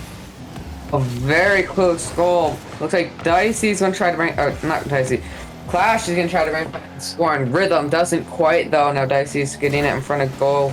Jason Wolf takes it from him. Now Jason Wolf's gonna push it, but Cole is there to defend the pass to Clash. Now Wubik's gonna bring it up, gets demoed by Jason Wolf, and now Schlonker is gonna get stolen from by Dicey. Dicey continues to push it into the corner, gets a nice pop up, but Jason Wolf is there for the defending side. Trying to get all the way downfield himself. Schlonker's now trying a little magic of his own. Clash DA is there to try to clean it up. Cole now puts it towards midfield, continues on, and Jason meets him at the 50, gets it in favor, and now Woob grabs it from the backside and tries to put it up, gets a demo on Clash. Dicey is there, but Shalonkers clears it to the other side of the field. Now at midfield, it looks like Cole is going to go for it, gets it past Jason Wolf. Now Clash is going to get this return though. Now Jason Wolf's going to hit it towards middle. Dicey, I believe, is going to hit that. Now Wubik's gonna get a close goal, not quite though, and now Jason Wolf's gonna push it back. He's gonna try to take a shot, but not quite. Wubik is gonna hit that away. Now Clash hitting at a cross goal. Cole is gonna try to get there. Schlonker misses that touch. Now it's gonna get saved by Dicey now. And Cole on the backside just kind of waiting, wasn't able to hit it there, but Wubik was there to get the clear. Clash Day trying to put it right back, and we're seeing something similar once again, a potential overtime looming between these teams. Definitely a series you want to see on screen when both teams are just kind of holding each other, trying to get good setups, good saves. A lot happening out here, but we just have not seen a goal just yet. And it can still happen with 3 seconds remaining. One, and overtime it is. Almost a good bump by Clash GA, but wasn't able to do it in time, and now it's gonna go to overtime, going straight for Rhythm's side. Schlonkers gets it up almost in corner, but not quite. Now Cole's gonna try to get it away from Jason Wolf, where Dicey is gonna get met by Clash DA in top corner. Now Dicey's gonna hit it away. Schlonkers is there though, and now it's gonna hit back towards corner. Blanker staying on it, gets another hit, and a third. Tries to get the setup, and it is just not enough. Jason Wolf sneaking up and slows him down. Clash tries with another hit, shot on goal, and the Bloomington Maulers are up 3-1 in this series. Ladies and gentlemen, I did not expect the Rhythm to be down 3-1 right now, let alone even be in this lower bracket in itself. But yet, we are here. The Maulers are continuing the tear that they have been on for some time. They have been slowly building. They have been just really getting it all together. And now it is all here for this moment. Can they win game 5 and take down the Rhythm? They got a little bit of breathing room, but they don't need that breathing room. They can just put their foot on the necks of the Rhythm and just stomp them out right now if they really wanted to. But the Rhythm are not giving up. That's the thing. The Rhythm aren't just going to lay down and allow them to get that advantage and just stop them or tumble them or continue this terror that they have been on. Will the Rhythm be able to turn it around here in game 5, or will the Maulers be sending the Rhythm home in a very crazy ending to their night? We will find out for sure in the 5th game. It'll be a match point for Maulers in possibly the defeat of Rochester Rhythm, but we'll see how it plays out. I mean, Red Flame, you got to tell me, you did not expect to see what we are seeing right now play out on this screen. I mean, you yourself even had the Rhythm 4-2 in this series, so you didn't even see it going even this far in favor of the Maulers. So how are you feeling right now about this series? Still feeling pretty good. I think that the Rhythm could at least take one more, but I am now going to say that the Maulers are going to take this series. Hey, I'm just going to say it like this, Rhythm. Please don't be like me and get knocked out the first round of the playoffs. Or the play-ins, I should say, because that's how my fantasy football year went. I placed in 3rd in both my leagues, and there were only 4 guys that could make it to the championship. So I'm feeling it. I'm feeling it too, Rhythm. Yeah, well, now at midfield, Cole's going to go up, hit it towards Mauler's side. Dicey right behind him. Jason Wolf gets a good pass back to midfield. Wubik is going to go up for it now. He gets it almost past Schlonkers, but Schlonkers does take it. Clash DA with a fake out backflip. And now Dicey's going to get a clear. Flash staying on the ball, trying to slow down the defender. Wubik with an opportunity, gets the... Oh, what a beautiful flick! He sets himself up and lays it up and puts it in top shelf. What a beautiful play! Musty in full action. A good play by Wubik yet again. Rhythm taking an early lead, but last time they got that, it did not go as planned, and Maulers did come back and take a 4-2 lead, or 4-3 lead, my bad. Schlonkers puts it off the side corner. Does not continue, however. Wubik grabs it from that 50, gets pushed back there by Clash. Cole now trying to set it right back up, and Jason Wolf clears it towards the 50 sidewall. Schlonkers booms it down the field towards the goal, but it's wide of the goal. Clash now tries to get one set up, almost with another, fakes him out, and Schlonkers brings it back 1-1. These fakes by Clash right now have been very tricky, I will just say that. Yep, now tied up. 3 minutes, 17 seconds left. Looks like the kickoff is going to go in favor of the Maulers. But Cole quickly gets a return and hits it kind of past Schlonkers, but he does get a touch on it. Now Schlonkers is going to get demoed by Cole as the ball goes straight for the Rhythm side. Schlonkers tries to get a setup for himself, does not work out. Jason's there, however, to get a shot near goal. Gets saved, and now Dicey's driving it downfield and gets a goal of his own. Dicey no longer rocking that Sentinel. As you can see, he is full octane. And there we go, up by 1. 2:52 on the clock. Can the Maulers bring it back and send the Rhythm home, or will the Rhythm continue to climb until they can get to that game 7? Almost a fast goal by Clash GA, but Dicey in the right spot for that slow goal. Now Jason Wolf stopping it from going back. Wubik, though, hits it past Schlonkers. Does stop it, though. Hits it up. Just under Cole. Now Dicey's going to try to get that weird spot. Cole does, though, and now Cole's pushing it towards Mauler's side. Jason's going to try to drive it downfield, flicks it towards the sidewall, drives it up, and a demo. 2 demos on the field at once from different teams. Now Dicey tries to take it from the other sidewall. Gets met by Jason. Jason's gonna drive it down the field. Tries to fake out Cole, but it's not enough. Cole now on the top of the field. Gets it past Clash, but Schlonkers is right where it ends up. Dicey, though, gets a stop, and Wubik is able to send it the other way, but Clash GA gets it right back towards Rhythm's side. Cole's gonna try to get a setup here. Never mind, gets a shot on goal. And the Rhythm do not look like they are playing here in Game 5. They are nothing but serious. And, you know, sometimes you gotta ask why so serious, but in this case, we can see exactly why. They're on the fringe of getting knocked out of LAN contention, and that is not what you want. So they are doing everything they can to stay alive. Yep, now almost in goal. It's a little too high. Dicey gets a hit on it. Now Wubik's gonna try to get it out of corner, but Jason Wolf is there, hits it into Dicey. Now Wubik following it all the way over towards Mahler's net, and it's gonna go. Schlonker's gonna push it back. Now Jason Wolf is there. Clash J can't quite get that fast enough before Wubik hits it out. Schlonkers tries to take it from the sidewall, tries to get one past Cole. Gets it just enough, but not enough to get it in the goal.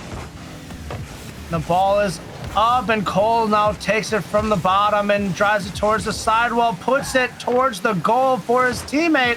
However, he gets back on it again. His teammates were not quick enough. Say, hey, if I gotta do it all myself, I will. And he tried it. He's just trying to do everything he can to make sure that they stay ahead. And as I'm talking about the man, he does it again. Cole gets another goal. Now up by 3 with 30 seconds left. It looks like Maulers are going to have to go one goal every 10 seconds. It's going to be hard, but it does look like it's going to go towards Rhythm and make the score 2-3.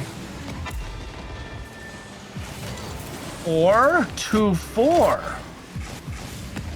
Right as we were talking about the stat line of what each team has, another development happens on the field as Jason Wolf wants to bring it back. He knows there's 30 seconds. That's enough to score 2 more goals. But can they do it? That's the real question. Yes, Rhythm does have a good offense and defense, with Dicey being with their high defender. Now Wubik is now bringing it out of corner. Clash J tries to get there. Jason Wolf gets it back. Cole is the one to clear it though. 8 seconds left. Wubik is going to keep it up, hits it down, almost in goal, not quite though. And Clash GA is going to try to get it up, but not high enough. And the Rhythm are bringing it one step closer. They're not done just yet. 3-2 in this series, in this best of 7. If this was any other night, they have already would have went home. They still have a fighting chance. It is not over just yet. The narrative tells me that the Rochester Rhythm should be winning this. That they never should have even lost against the Mankato Atlas. But my narrative says that the Maulers have been on a tear for some time, and they are not looking to let up. And they might have just given up a game. I did say there was breathing room, but I don't think they're going to give up much more. We'll see, though, as we get ready for Game 6. Both these teams are really putting it all out there. They're really riding hard, and they are hitting it heavy. They are doing everything they can. But can the Maulers do it, or will the Rhythm do it? Only one team comes out on top. If you're in chat right now, are you rooting for the Rhythm, or are you rooting for the Maulers? I chose coming into this the Maulers.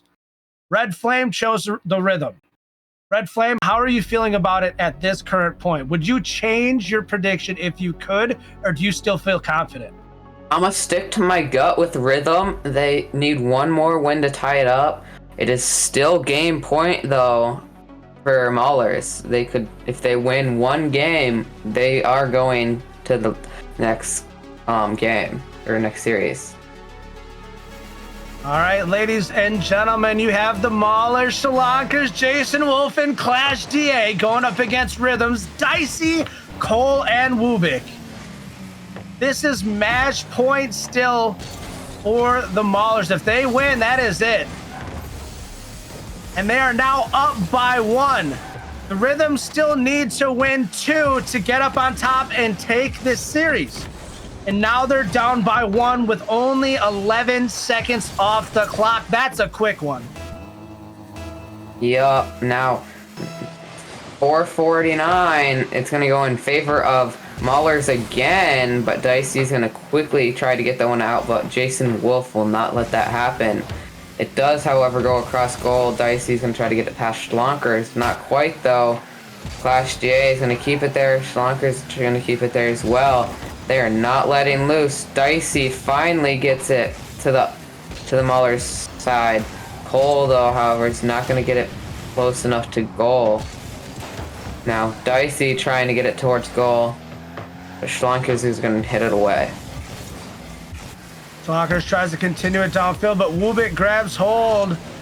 Gets a little bit of a continuation of his own. Cole jumps up. He sees that his teammate is low on boost. Dicey tries to get the shot on goal, but it is narrow of the goal. Clashes, grabs it up, pushes it towards the sidewall, gets the pinch on the wall.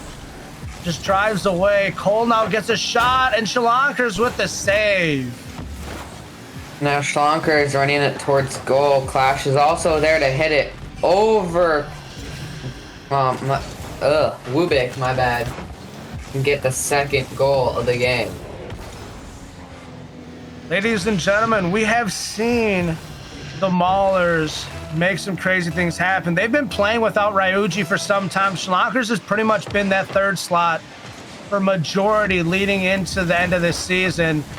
And I'm really not shocked to see them make that move, but I am a little shocked to see that the chemistry was able to build in so quickly and that they are able to compete at this level the way that they are.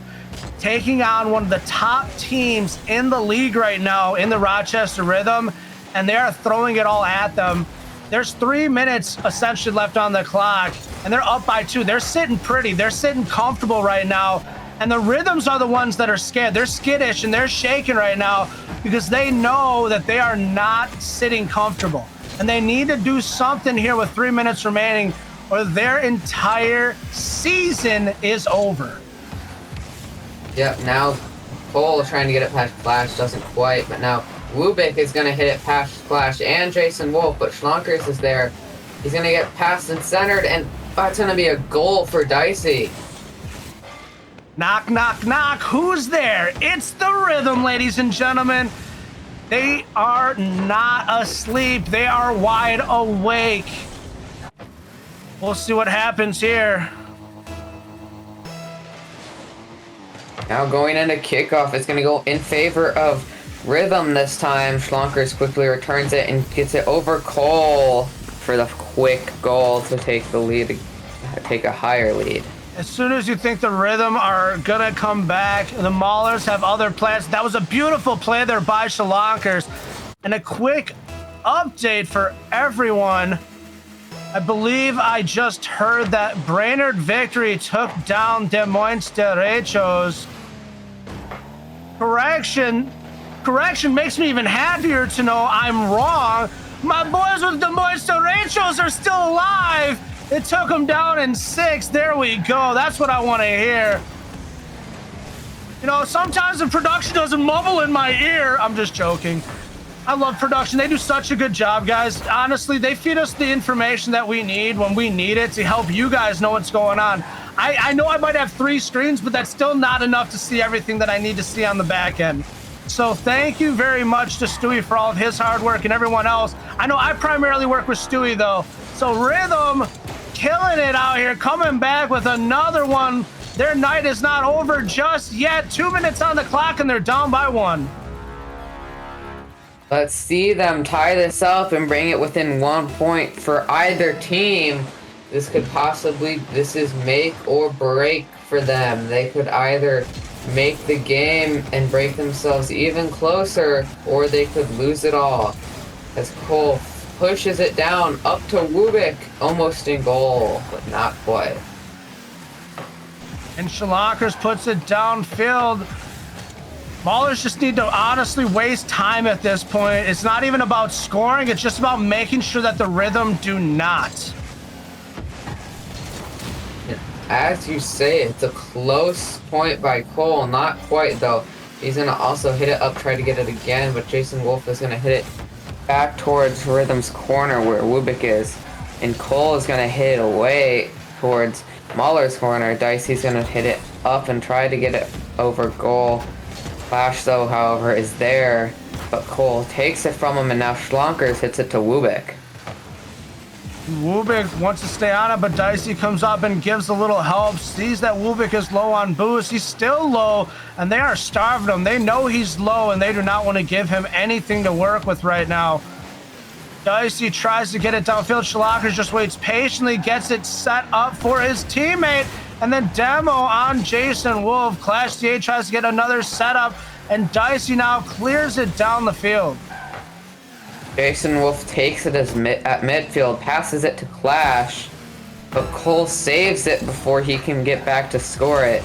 Schlonkers now hitting it up to clear it from their side, but Cole is going to take that from Clash, and Jason Wolf is going to miss as Wubik hits it out. The Cinderella story that is played out for the Maulers is hanging on 10 seconds here in game point. Otherwise, they got a whole nother match they still have to play. But the pressure is on. If it gets to game 7, 2 seconds, it's down to 0. Ladies and gentlemen, that is game. The Maulers push themselves ahead against the Rhythm. My goodness, the 1-2 punch on the Rhythm, and they are out for the 10 count, ladies and gentlemen. That is going to be the series for Bloomington Maulers. They are going to advance to the lower semifinal match of the bracket. I will not be casting that, though. I do not know who is. It will actually be Tibbles and Stewie taking on the next series. But I'll just say this. I've never seen a team leave a series. Like, I understand I've seen players like leave before the series ends because they're frustrated. But I've never seen a team leave as quickly as I think I've seen just there when the Rhythm took that loss. That is a heartbreaking loss there for the Rochester Rhythm. They fought hard all season, and they fall short of the mark to get to land. However, the Maulers are still alive, ladies and gentlemen. They are fighting for their chances to get there. We have the Mankato Atlas taking on the Fargo Steelhawks. And the loser of that will be taking on the winner of the Bloomington Maulers and the Des Moines Derechos. So there is still a lot of Rocket League to be played. There's still a lot to be said. There's still a lot happening. And my mind is honestly, I'm baffled. I'm a little baffled. I'm honestly getting more of what I wanted today than I've gotten in the past, which that's great. But right now, this is something, guys, take note of what the Maulers are doing. This team is looking pretty hot right now. And I mean, Red Flame, what do you have to say about that series? I am disappointed that it didn't go on the Rhythm side, but I'm also happy that the Maulers made it, and it was still a good thing overall. Absolutely. Give a tip of the hat there to the Maulers. You guys have done a great job taking down a top team.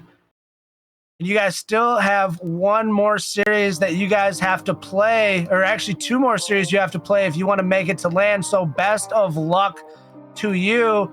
However, Mankato Atlas and Fargo Steelhawks, whoever wins that is going to land. There's no ifs, ands, or buts. They go to land. So whoever loses, they still have a chance. But I know Tibbles and I know Stewie are going to do a great job letting you guys know how that's going to play out. I'm really interested in seeing what their take is on how these series have played out already. Really interested in seeing how they feel about the Rochester Rhythm, what kind of happened there, maybe where some of their downfalls were. So with that being said, I'm going to pop off to break, and when we come back, like I said, it'll be Tibbles and Stewie taking on the mic, and they'll be bringing you some amazing action here on the Midwest Championship Series.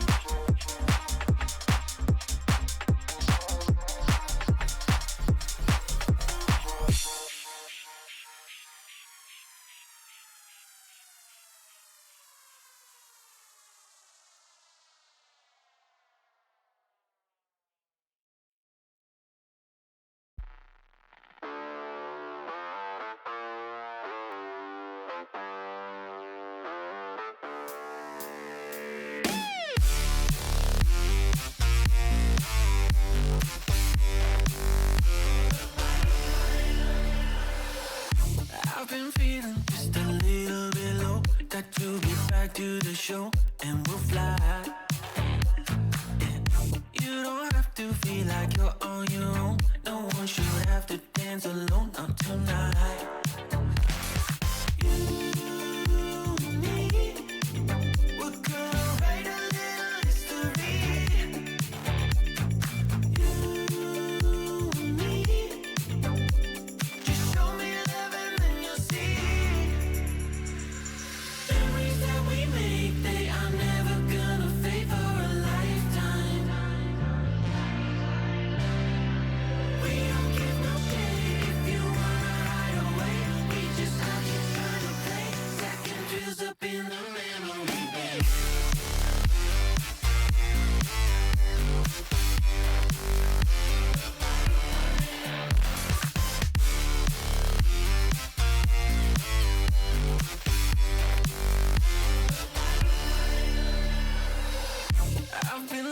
For somebody to make memories in a bank forever in time. There's no reason to be hard to find, 'cause we've already lost our mind. You and me, we're gonna write a little history. You and me, just show me love and then you'll see. Memories that we make, they are never gonna fade for a lifetime. We don't give no care if you wanna hide away. We just have to kind of play second drills up in the memory bank.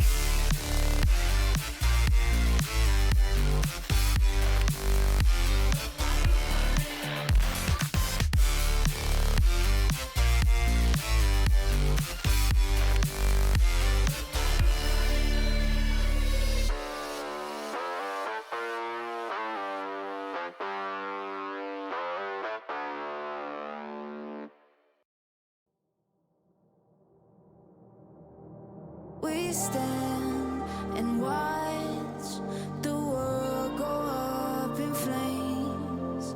We fight for love until we die in vain. When the sky is getting dark and we're broken in our hearts, when we build our own demise, from the ashes we will rise. When the world is falling down, will you be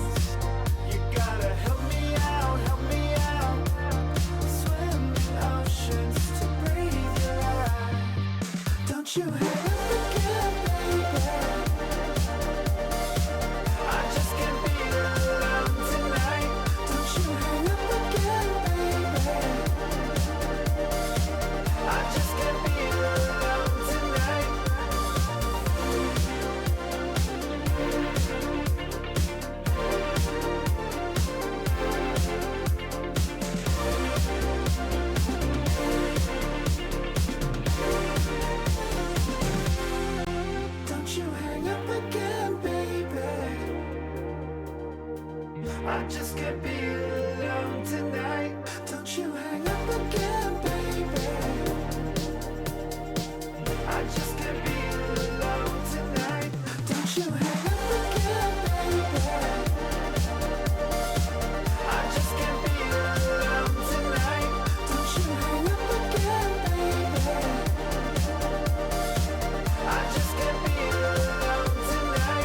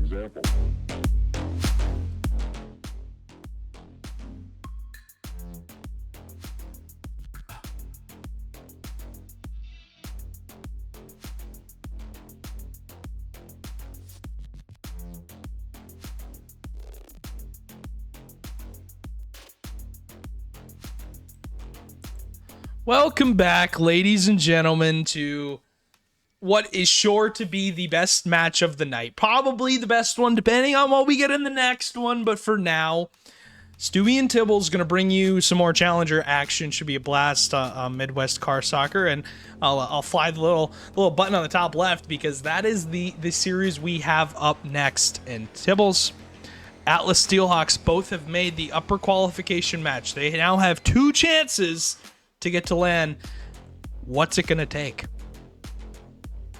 It's going to take everything they got and even more. But Mankato, I mean, coming into this match, right? So they beat Rochester in Game 7, and maybe people don't expect them for that to happen. Maybe they don't expect that to happen.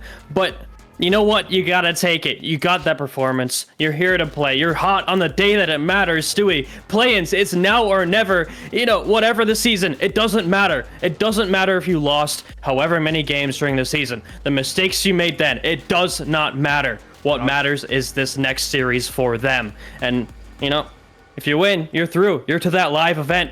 If you lose, you got a little more work to do, a little more stuff to push through. But yeah, this is going to be a great matchup no matter what. That's what the good news, though, is what you just brought up. If you lose, you do have another life. Like we talked about, the loser of this upper qualification drops down into the lower qualification and plays the winner of the Maulers and the Derecha. The Maulers and the Derecha are actually playing off stream at the moment, running into each other for a 7-game series.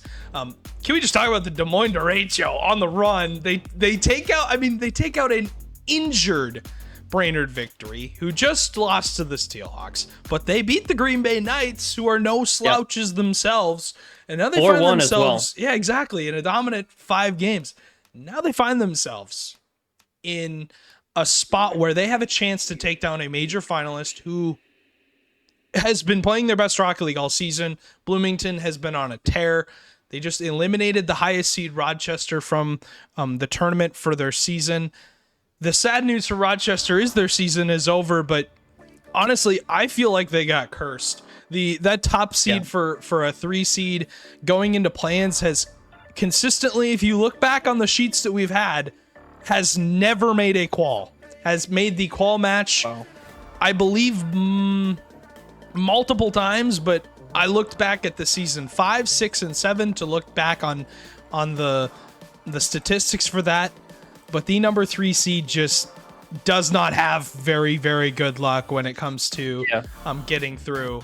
Despite being the highest seed. Yeah, season 6 for sure. That was I do remember that. That was the mess. That was me, Rubik, and Nate, and then Mamba came in. Man.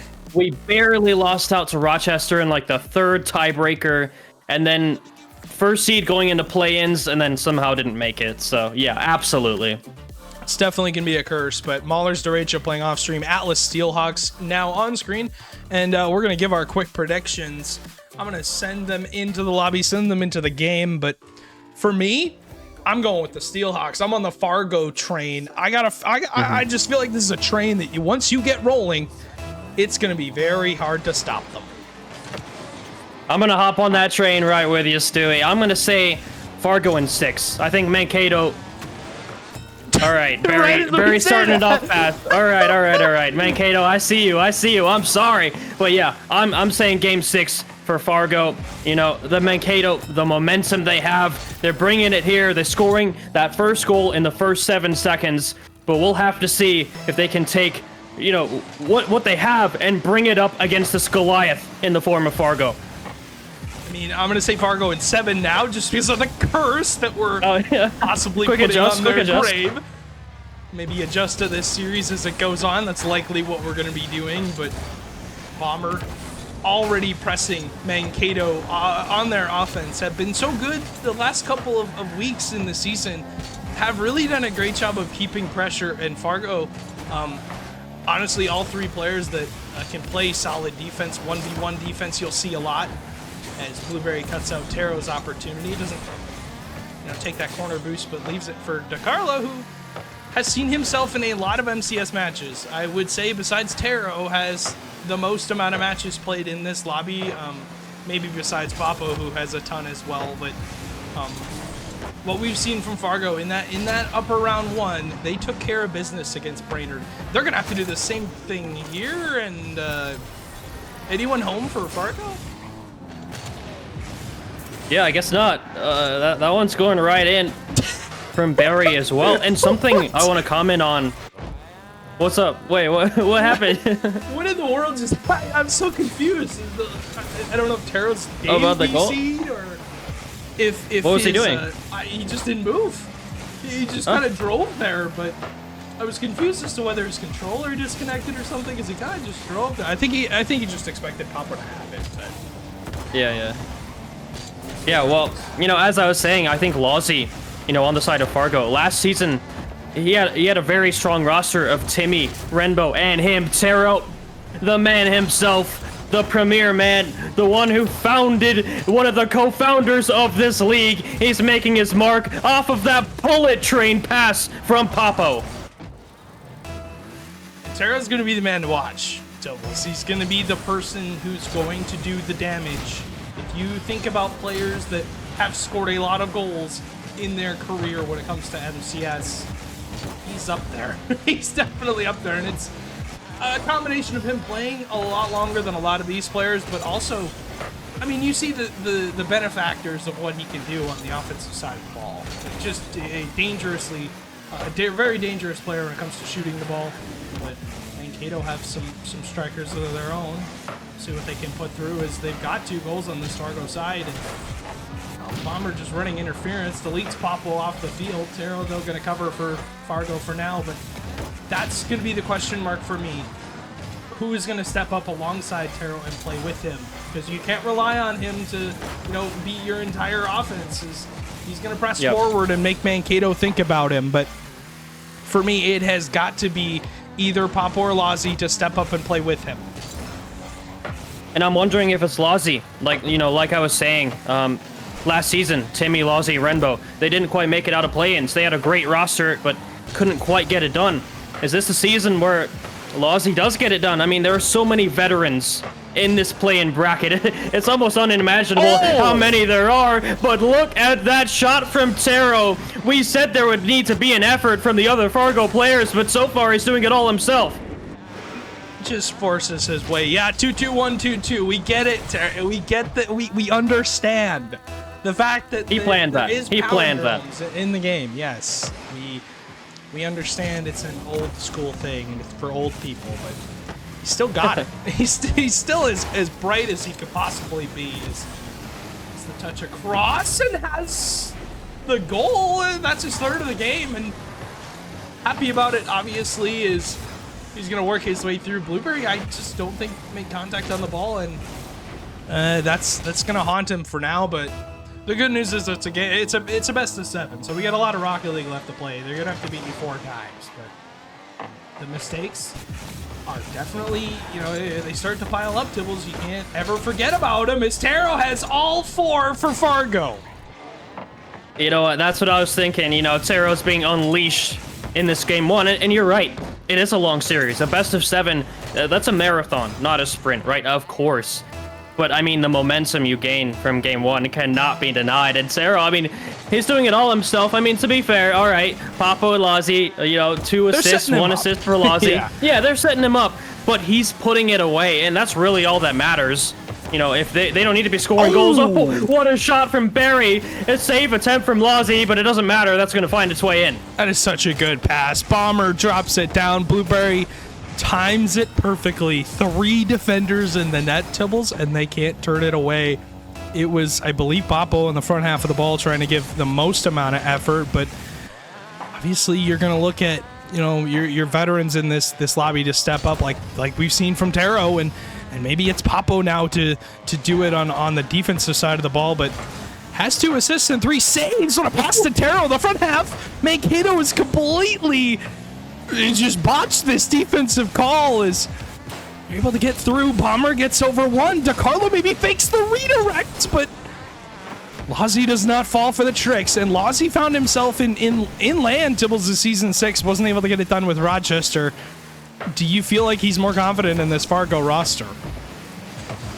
With the expertise of Taro and the experience he has, Taro's played on LAN as well. I believe that he win season 1, and then I think he got to grand finals in a 4, maybe? Season 4. It was 4. He definitely got to grand finals either way, so he has a lot of LAN experience, and he's going to bring that into this matchup. I really think that this Fargo squad is so confident, so strong, but hey, Mankato's knocking on the door. 30 seconds to score 1 goal. They still might have this. What a pass. Oh, Bomber, don't do this. Has the double. Maybe has a reset off of it, but the reset ends up taking away any power he would have had on the ball. DeCarlo off the backboard, trying to get the ball out of Mankato's half as quick as possible. As Taro presses forward, has all 4 for Fargo in a Herculean effort from this man as he reads the ceiling and nearly finds it. Lozzy into that corner. Blueberry goes missing. Not a lot of time here in game 1 left. As Papo kills it to the ground, and Fargo has game number 1. And Tibbles, I mean, it is all Taro, but you really have to look at the defense that Papo and Lozzy had to put up. Yeah, absolutely. I mean, Taro, 4 goals. Of course, we talked about how Papo and Lozzy are helping him out, being a team. Lozzy, 0 shots, but it doesn't matter. I mean, he has 2 saves to his name and an assist as well. So, for Fargo, they might not be all scoring the goals shooting on net, but it doesn't matter because they figured this out. But again, despite that hat trick from Barry, they will go down for Mankato on that game 1. But it's a best of 7. We got a whole lot more Rocket League for you to come. And that was one of the best games, I swear I've seen all season. So this series should be a banger one for sure. Definitely. And I'm now looking at this series in a different limelight. It is going to be, I feel like, an offensive shootout. I mean, we saw defense from Fargo, what they had to put up to keep Mankato out to obviously shut them down. But now in this game number 2, Who is going to step up and play defense? That's the thing.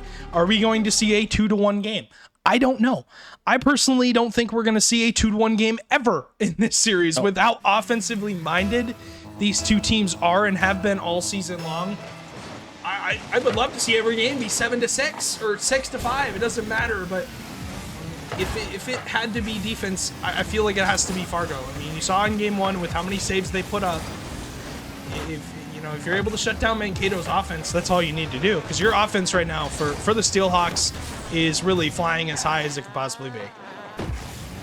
Yeah, and for teams in the past that Tero's been on, say when he was with Latimos, a premier staple at this point, he's a veteran of the league.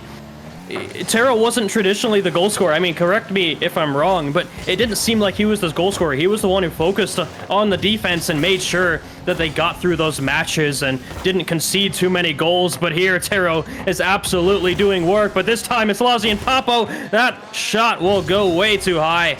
Just a little bit too far away, but off touch from Bomber. That's a big demo to keep Tero away from it. Doesn't keep the trouble away from Long. Papo will get a touch, but again, pop back to Lozzie now to the corner of Mankato here, and miss from Bomber. DeCarlo with the 50. Tero, oh, that's a pinch, a big pinch out from DeCarlo when they finally get it out. But oh no, actually back to Barry in that corner. Yeah, Demo in the back line. This could be bad news for Fargo here, but a big 50 from Tero. And again, we're seeing that defense come out. Blueberry, good touch off his backboard. I love that what he's doing with the ball. A lot of the times looking for, every little gap that Fargo is holding, Tibbles. Whatever, defensive mistake that Fargo is gonna give them. You're not gonna get a lot with how well-rounded the Steelhawks are. Obviously, we've seen what we've seen from Papo and obviously Lozzie so far, but it's good that Mankato's looking for gaps, because any advantage you can get in this series that's going to be a fake out. Blueberry looks to dunk it through.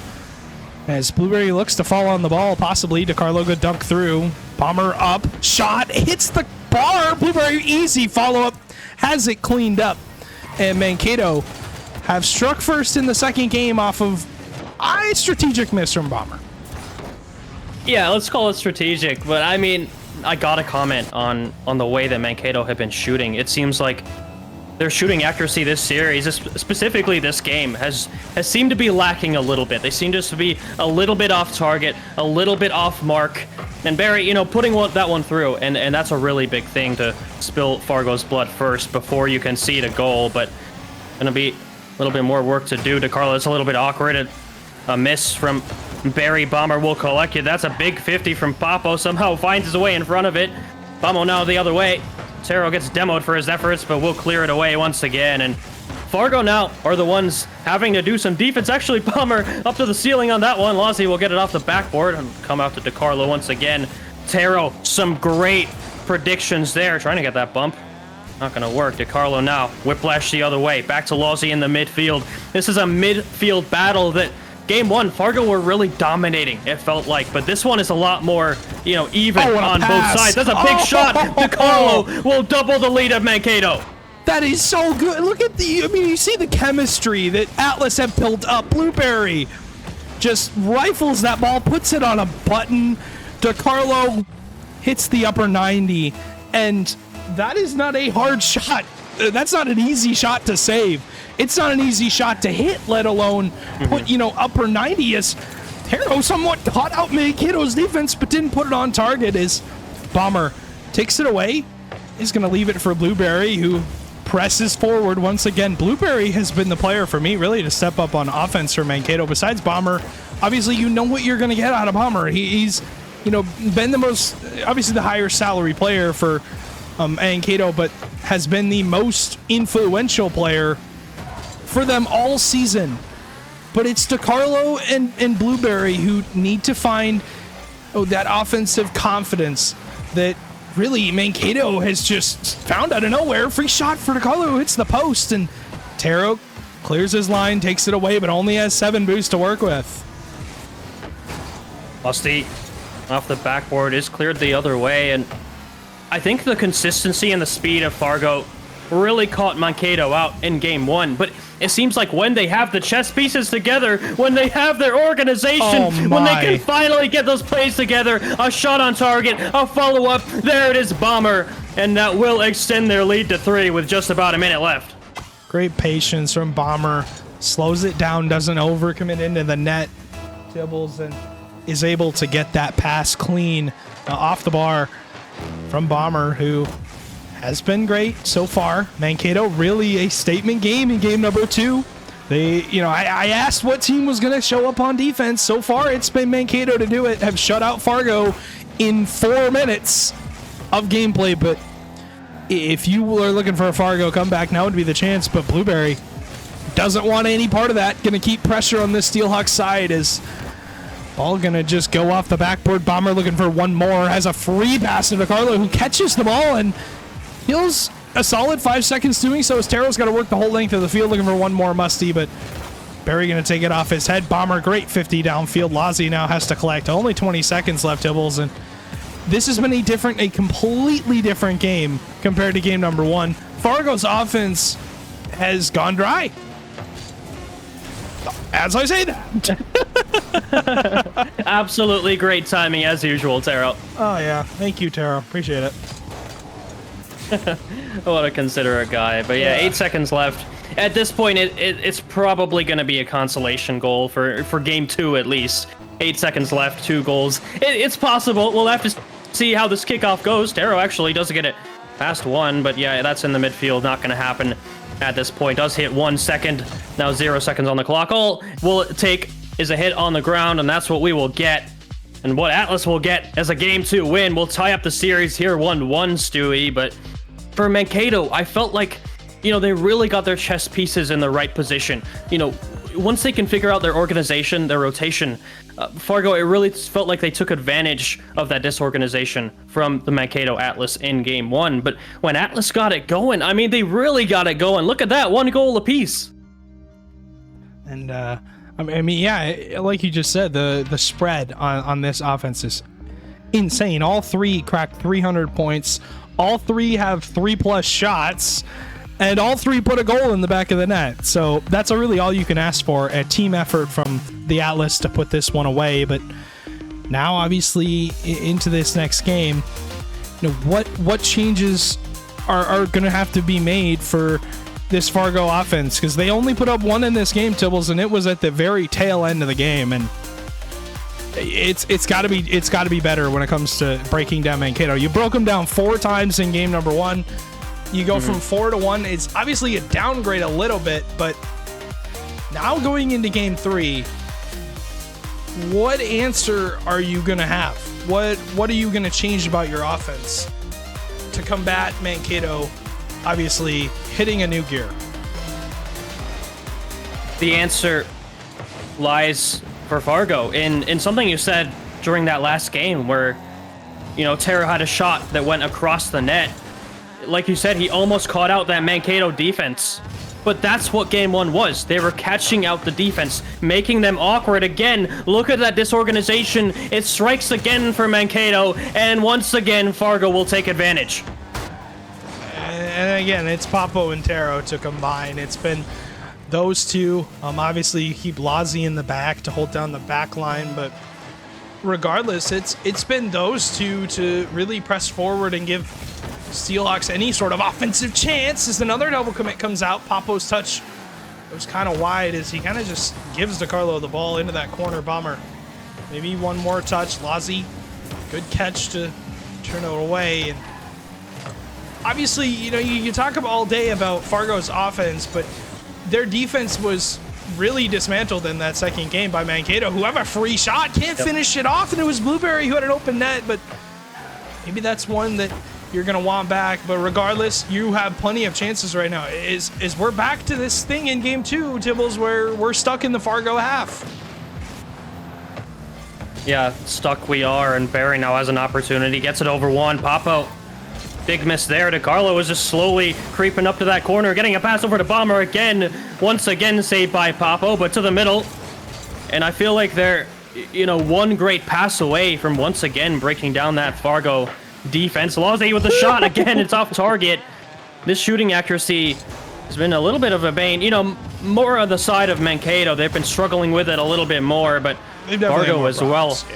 Yeah, I think Fargo's going to want that one back, though. They did have an opportunity. Taro giving that ball away back to Lozzie downfield, and Mankato will have to start again. Big 50 over to the middle. Papo there to meet it. Shot down, Barry over to that left corner, and you can see that, you know, after that first goal, I think it really woke Mankato up. They're really saying, all right, you know, we got to ensure this defensive backbone and make sure that Fargo don't get a second goal in this third game. Good pressure by DeCarlo, keeping up that offensive chance that... Oh, what a bump. Blueberry, what a stop by Lozzie as he makes that save on his goal line. It was Blueberry who was threatening it. Now infield looking is Blueberry, but can't find the pass. Bomber has to just retreat as DeCarlo cuts it out midfield. Taro, one touch forward, but kind of gives the ball to Bomber, and Taro was really good on his possession game in that game number 1. Game number 2, kind of slowing down with it and giving the ball to Mankato. Not what you want to see, because Mankato has started to play very physical, Tibbles. And, I mean, if you're giving the ball away to the opposition, the demos are going to come into play one way or another. Bomber into the corner. Give her one more pass down. DeCarlo has the shot. Where's Blueberry's third man back? Gets underneath him was Taro. That's an open opportunity, but DeCarlo and Bomber combined to get the ball out of their half, and good touch forward from Blueberry. Bomber chasing up in the half as Blueberry looks to drop it down. Taro will be dunked as Lozzie has a full possession. We'll find Taro maybe back to Lozzie as Blueberry has a good forward touch. Papo kind of gives up that ball, and it's again just stuck in this half. Are these Fargo Steelhawks who are up by 1, but you know, you can't play to lose at this point. You have to play to keep winning, because with the series tied at 1 apiece, Tibbles, you really should be looking for every statistical advantage you can find, and maybe that's getting out of your half first. Yeah, some offensive misplays there. You know, you saw 2 players on the Mankato side go for that ball, and that meant that DeCarlo had to go for it as third man, because otherwise, you know, you might get beat there, and it could be a goal immediately. That's another miss from Blueberry. Bomber to send it in. Some really big sustained pressure from Mankato here, but they're missing that final puzzle piece to get that tying goal, and they're trying again, but it's just not happening for them. Just about a minute now. Great pass to Carlos, shot it, saved away by a patient save by Papo here, and now Taro has an opportunity down the other way, back in that wall in the corner, trying to get a pass middle, but won't come out for him. Lozzie off the backboard will leave it for a teammate, but nobody's there, and Barry, a big clear out. He finds DeCarlo downfield. Bomber going to come in as Barry left it for him. DeCarlo has to race back with no boost in his tank, as you see he's finally able to get that corner. Lozzie free shot, chooses to catch it, and kind of gives it away to Blueberry, who dunks through. Still has boost to follow up. I mean, you see what Mankato were doing. They're continuing on, getting bumps as Palmer, saving likely this game, is able to turn that one away. Papo deletes DeCarlo off the field. One touch, Blueberry over the top as Papo does go missing, but Lozzie's there to cover his tracks. Only 3 seconds, Tibbles. Ball gonna bounce as it doesn't hit the ground. Taro gonna kill it down, and Fargo have an answer in game number 3. Yeah, Fargo taking this game 3, and I think what is making the difference are these passes in the final third. You know, the way that they are manipulating the ball to get it to their teammates, and we've seen some stellar plays from Mankato's side as well, don't get me wrong, but these passes from Fargo just seem like they're on another level, and especially a player like Taro, he's going to be able to read the minds of his teammates and know where to be and where to shoot it and how to get past this defense. But I mean, we talked about this Fargo defense, Stewie. Look at that. 7 saves. Both the Guardian for Taro and Lozzie. Yeah, steel wall for sure. Mankato only with 1. And yeah, they definitely put up a steel wall, Tibbles. They heard what we were talking about. And now winning that game 1-0. They only need 1 to do it. You know, you talked about Mankato needing a final puzzle piece. I really think it comes down to that, but I also think it comes down to, with the chances that they have had, they put the ball on net, but they didn't find that final, you know, the bump play worked, but it only worked in certain scenarios, and again, Fargo had an answer for it. So, now game number 4 on the cards. Steelhawks looking for a 3-1 advantage and to go on to match point, be 1 win away from that third land spot. I think Mankato will have a rebuttal, but they have got to get out of their own heads on the offensive end. Yeah, and that consistency from Fargo, I've talked about it before. You know, Taro, his track record, getting to LAN, even performing at LAN, almost winning it possibly, but yeah, Mankato will have to find another gear here and change something, and an attempt to get past this Fargo defense that had so many saves. I mean, that has to be frustrating. You know, I know for me as a player, when it just seems like no matter what shot you put on the defense, on the goal, you know, whatever you do to get there, and it's not going in, it can be so frustrating, so demeaning, so demoralizing.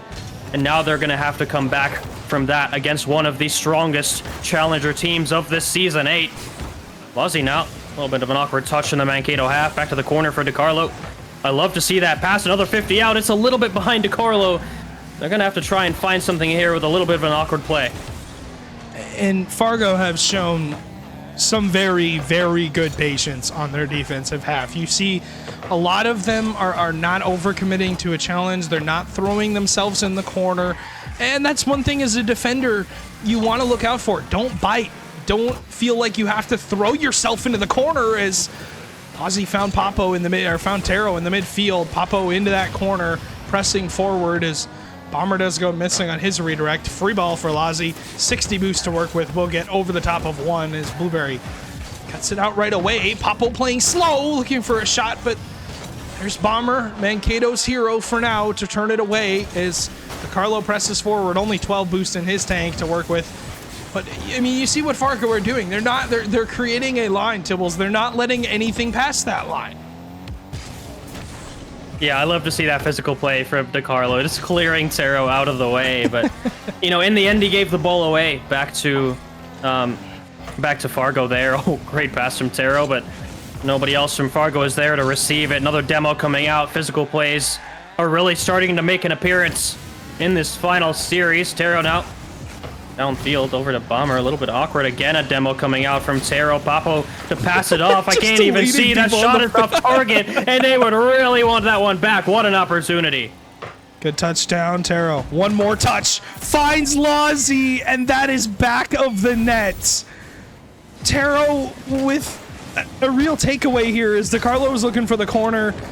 Taro found Lozzie midfield off the second touch, and Lozzie gets that first on the board for Fargo. And what have we seen, Tibbles, since game number 3 is that's all it takes. Fargo now going to set up a steel wall and hope to shut down any inkling of offense that, you know, Bomber and the Atlas look to put through. Bomber off the ceiling, trying to drop one down. DiCarlo gets the dunk through, but the bounce does not give him really anything, as Lozzie with a great read all the way down the field. What do Fargo do? Once they get on offense, do they keep up the offensive pressure, or do they look to play more patient and not overcommit? Because I'm telling you, Mankato will take any sort of an advantage they can get with being down 1-0. It's going to be important for Mankato to capitalize on any mistake that you see from Fargo, as Taro and Lozzie find each other once again. Yeah, once again. And that touch from Barry, you know, you go back to that first Fargo goal. That touch from DiCarlo going to the wall. Both defenders, neither of them are ready for the shot that is incoming. And then Fargo score. Again, that awkward touch. I don't remember. I think it was Barry with that awkward touch for the second goal for Fargo. It's that defensive touch. That has been, you know, really hard for them to overcome for Mankato. And you asked me what Fargo needs to do. The answer for them, maybe it's just faking this one past Papo. That might be the answer. Another shot on target. Again, still in the middle. Papo will have to get it to the corner. Again, Bomber putting it in reverse. That's an awkward one from Taro. You don't really see that. The tables have turned. Look at that. The storylines have been reversed. I said about the awkward touches, you know, basically giving it away. And Taro has given me a fine example of that from Fargo as well. But that's what I've been saying. Fargo needs to keep up that pressure because, like you said, Mankato, if they get those offensive opportunities, they will take them. But their problem right now, this whole series, has been the defensive touches where they just give it away. It might not matter to Carlo off the crossbar, but a minute left for that final Mankato goal. Monster clear down the field by Taro. Looking for a touch was Bomber across. It's going to go again on target on the Mankato offense. On the Mankato defensive side, as they have to make another save. DeCarlo really doesn't have a ton of boost. Going to hit it away, end up hitting it away. Is kind of just gives the ball right to Taro, who will take the free possession and kill a lot of clock there. As puts more pressure on Mankato's defense. Papo, good beat on Bomber in the midfield. DeCarlo, another 50. Across the box, does go Papo, leaves it for Taro. The 50 kind of works out for Fargo. 25 seconds. Bomber deletes a player off the field. DeCarlo, on somewhat of a counterattack, will lose the 50 in Mankato. I've watched back-to-back possessions, Tibbles, of them get by one player and then get completely dunked on the second challenge. Yeah, they need to follow up here. They will only have about 6 seconds to do so. Great touch from Taro to put it over to the side. That's ticking down so many seconds. There's nobody back for Mankato to save it away. And 1 second, a 2-goal lead. It's been confirmed now. That will put us on match point for Fargo. They are 1 game away, and premature music, of course, but regardless, it's going to happen once it hits 1. Please be quick, because I can hear it. There it is. As just going to knock it down to the ground. Fargo, 1 game away. And Tibbles, we talked about it last night. We said it multiple times. This is the hardest game to win. The hardest game to finish out. Especially for LAN, right? When that thought is going through your mind, you know, when my players on my teams in the past have been so close to getting that LAN spot, that thought goes through your mind. One more game. That's it. But that pressure that it puts on you is immense. And, you know, for Fargo, if anyone's going to do it, it's got to be them. But Mankato, I mean, they're so close. They need to keep up that pressure. That's the secret for them. You know, minimize the amount of times that they are on defense and they can make those mistakes that they've repeatedly been doing this whole series. And now looking at game number 5, and we're going to go to a different map, but Steelhawks, their offense has obviously started off super hot. You know, you were up here, and then you dropped down a little bit in that game 2, got shut out. I believe you only got 1 towards the very end of the game. But now you have slowly progressed farther and farther with more and more offensive chances. Do you look to your offense to keep you in the game? Or do you look at the steel wall to be set up? I feel like the defense for the Fargo Steelhawks has gotten more and more stingy as the game has gone on. It's kind of frustrated Mankato. I mean, you can see it. They've had so many chances that they just can't put away because, you know, of the ball being a foot to the left or the foot to the right. Yep. Yeah, absolutely. You're seeing it in action here, Taro. A touch off the backboard to himself. Does eventually get it out. Go to that half side. Great pass from Bomber. That demo will come through. Almost a fake as well. That would have been through for Mankato. Starting off this game 5 hot, but no so far. Carlo, big 50 down from the ceiling. Bomber to the backboard. You have a second touch. No, Papo is there once again. And I've talked about how it's so frustrating when a player is there for every single touch you have. That might be the answer, but again, Taro is there to make the save. He spawns in time, gets the corner boost. Now Blueberry in a really tough spot. Has to leave it for Bomber, who will kind of give the ball away. Papo gets 1 more touch, finds Taro midfield. What does he have left as DeCarlo puts the ball across the front, trying to get that midfield line. That's really what Mankato's looking for, is their touch going to go in front of their net, and Blueberry may be looking for Bomber in the midfield to help work the ball out. I feel like that's what Mankato should be doing at this point is, you know, you're getting some clears, but they're not strong enough to get by this Fargo midfield line. They're doing so well of holding it. As Blueberry looking for 1 more touch to Carlo. Gonna pinch it all the way down. It's not gonna go in, but I mean, Blueberry is back and Bomber is back there too to cover it. But I mean, you know, 1 pinch is all it's gonna take to, that's it. You know, one goal and we're done. Oh! That could be it. That could be it. One goal. You never know which one it might be, but either way, it could be again off the crossbar. And it has to be so frustrating for Mankato to get that close and still not get it through.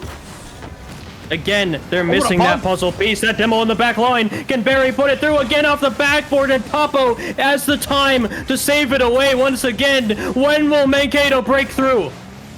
When will they get a break? I mean, you get the bump. You have the open net, but the ball just doesn't want to work with you. It bounces all the way to the ceiling. And, credit Blueberry for getting it as close as he did, because, he has to wait for the ball to completely drop all the way down in order for him to even have a chance to put it on target. As DeCarlo's stuck inside his net. Won't be able to get this one quite out yet, but great team play from Bomber and him to work the wall out. But Papo has the cutoff, and Fargo's defense yet again has to really cover for them as Papo has a shot. DeCarlo has the save off the front near post. Lozzie, midfield. Taro's there. He hits the bar. And Bomber, one more touch out, but he runs out. It kind of just gets away from them. Able to stay on the ball, though. 1:46, Tibbles. This game nearing its end. And I had some panic, some anxiety for Mankato there as soon as Taro got that pass from the middle. We've seen him score that exact kind of play time and time again. You could definitely see, I was gonna say for nerves. I think Mankato, it's really hit that point. If anyone's not gonna be feeling the nerves, but an own goal when it matters most. That was the way that they found their way through. That was it right there. The cluster on the defensive line, and Mankato have their answer. Oh, Lozzie. Oh, man. You see the reaction from him. Obviously not exactly pleased about it, but Bomber will take that. Hey, Mankato will take anything they get. They'll take it. They will take any sort of advantage they can get. As Bomber will get one delete off the field. Blueberry into that corner. DeCarlo's there, has a touch midfield. Bomber is up. And another save by Taro has had to step up huge in this game, but has been kept off the scoreboard for now. Please, I did not curse it. Blueberry with the save. Thank God I did not curse that, because that was the prime opportunity. I think Blueberry and DeCarlo are going to run into each other. Lozzie off the sidewall has one more touch. Going to leave it for Taro, but Blueberry has that touch away. You see what Fargo's trying to do. They're trying to get some physical plays. Is all going to go up for DeCarlo. Going to have it over to Blueberry's side where he spawned. The good news for Mankato is the ball is on the side of the field where they are at, but they don't have a ton of boost to work with. That just pinches all the way down. It's going to go off the backboard. Papo has one more touch into the corner. Really has one more forward touch. Taro collects. Has 100 boost, but there's Bomber to step up in his way. 10 seconds, and Blueberry deletes Lozzie off the field. No help coming for Fargo. When's the cavalry going to show up? Bomber off the backboard finds Blueberry, bottom corner, and Mankato has really stepped up on offense to take this fifth game, and they stay alive. They absolutely stay alive, and the circumstances are unusual, to say the least, and we're just about 2 seconds now off this kickoff. This will be a win for Mankato. It's impossible for Fargo to come back now. That might have been another one, but for Atlas, I'm conflicted on whether even that, of course they got the first goal off of the own goal, but I'm wondering if scoring the second goal was better or worse for them. Obviously, for their confidence that they can score a goal, they can get past Fargo. I've been talking about it all series. They've been frustrated. They've been kept out. The defense has been solid on Fargo's side. But for Fargo, on their side, when you have that thought through your mind where, if I hadn't have own goaled that, we would have been tied and we might have taken that game and we might already have that series and that ticket to land. It's a different kind of mindset, but, I don't think Atlas are going to care too much. And, that was the first time, really, in all series besides game 2, that I saw the Fargo confidence really waver. Yeah, obviously Lozzie not going to be, happy about that own goal, but you see Taro talking it through, understanding that, we have another life. We lose here, we have another chance, but wouldn't you want to do it at the beginning? Why would you want to wait until, any other opportunity? Because, You know, you're Against only going to get Bloomington 2. possibly as well. Exactly, against a red-hot team that's coming from the lowers on a run. Both of the teams that are coming from the lowers are on a run. Yep. Yeah, we talked about Des Moines as well. Bloomington, I think everybody knows. Taro, all right, we're good. It wasn't moving for a second, but looks like we're good now. And we now have game 6 underway. That might just bounce in. Where was the defense for Fargo? We might have an issue with the server, possibly. Possibly. Is everyone likely just going to leave the lobby? That's okay. Is, you know, we'll put it obviously back towards the schedule screen, or, you know, we can go towards us, us beautiful, us beautiful casters. Hello, my name's Stewie. But we'll get the, What's up? Well, I think possibly Bomber and Blueberry. Okay, DeCarlo did load in, but I was confused as to why he said 2v3. But regardless, we'll get the He might server. have been late, I think. Yeah, I think so. We'll get the server back up. I just put it back up, but regardless, Sealhawks and Atlas deadlocked going into this game 6. I brought up the stat last night, Tibbles. The teams were at the beginning of the night were 14-2 in total matches, 14-2 when going into, you know, that game number 6 leading 3-2. Last night it was broken. It was 14-3. Now, are we going to see 14-4? Mankato have to bring that all the way back, though. They have to, you know, obviously they have to, they have to look for that win in game 6. They have to do a lot of work, but the score report came in for, I'm actually really upset about this. The score report came in for Des Moines and Bloomington.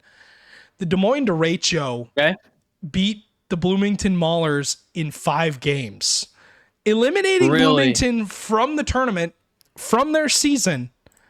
And now the loser of this match gets a red-hot Des Moines derecho. Wow. Yeah, that puts them at a very big run.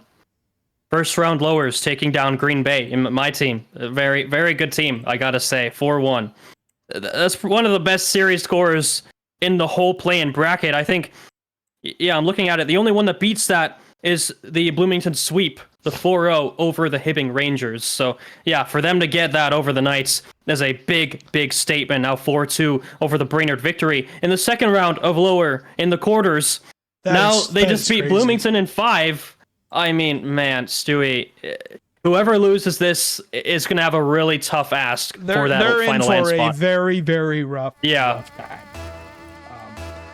And now with, obviously you see this game starting up.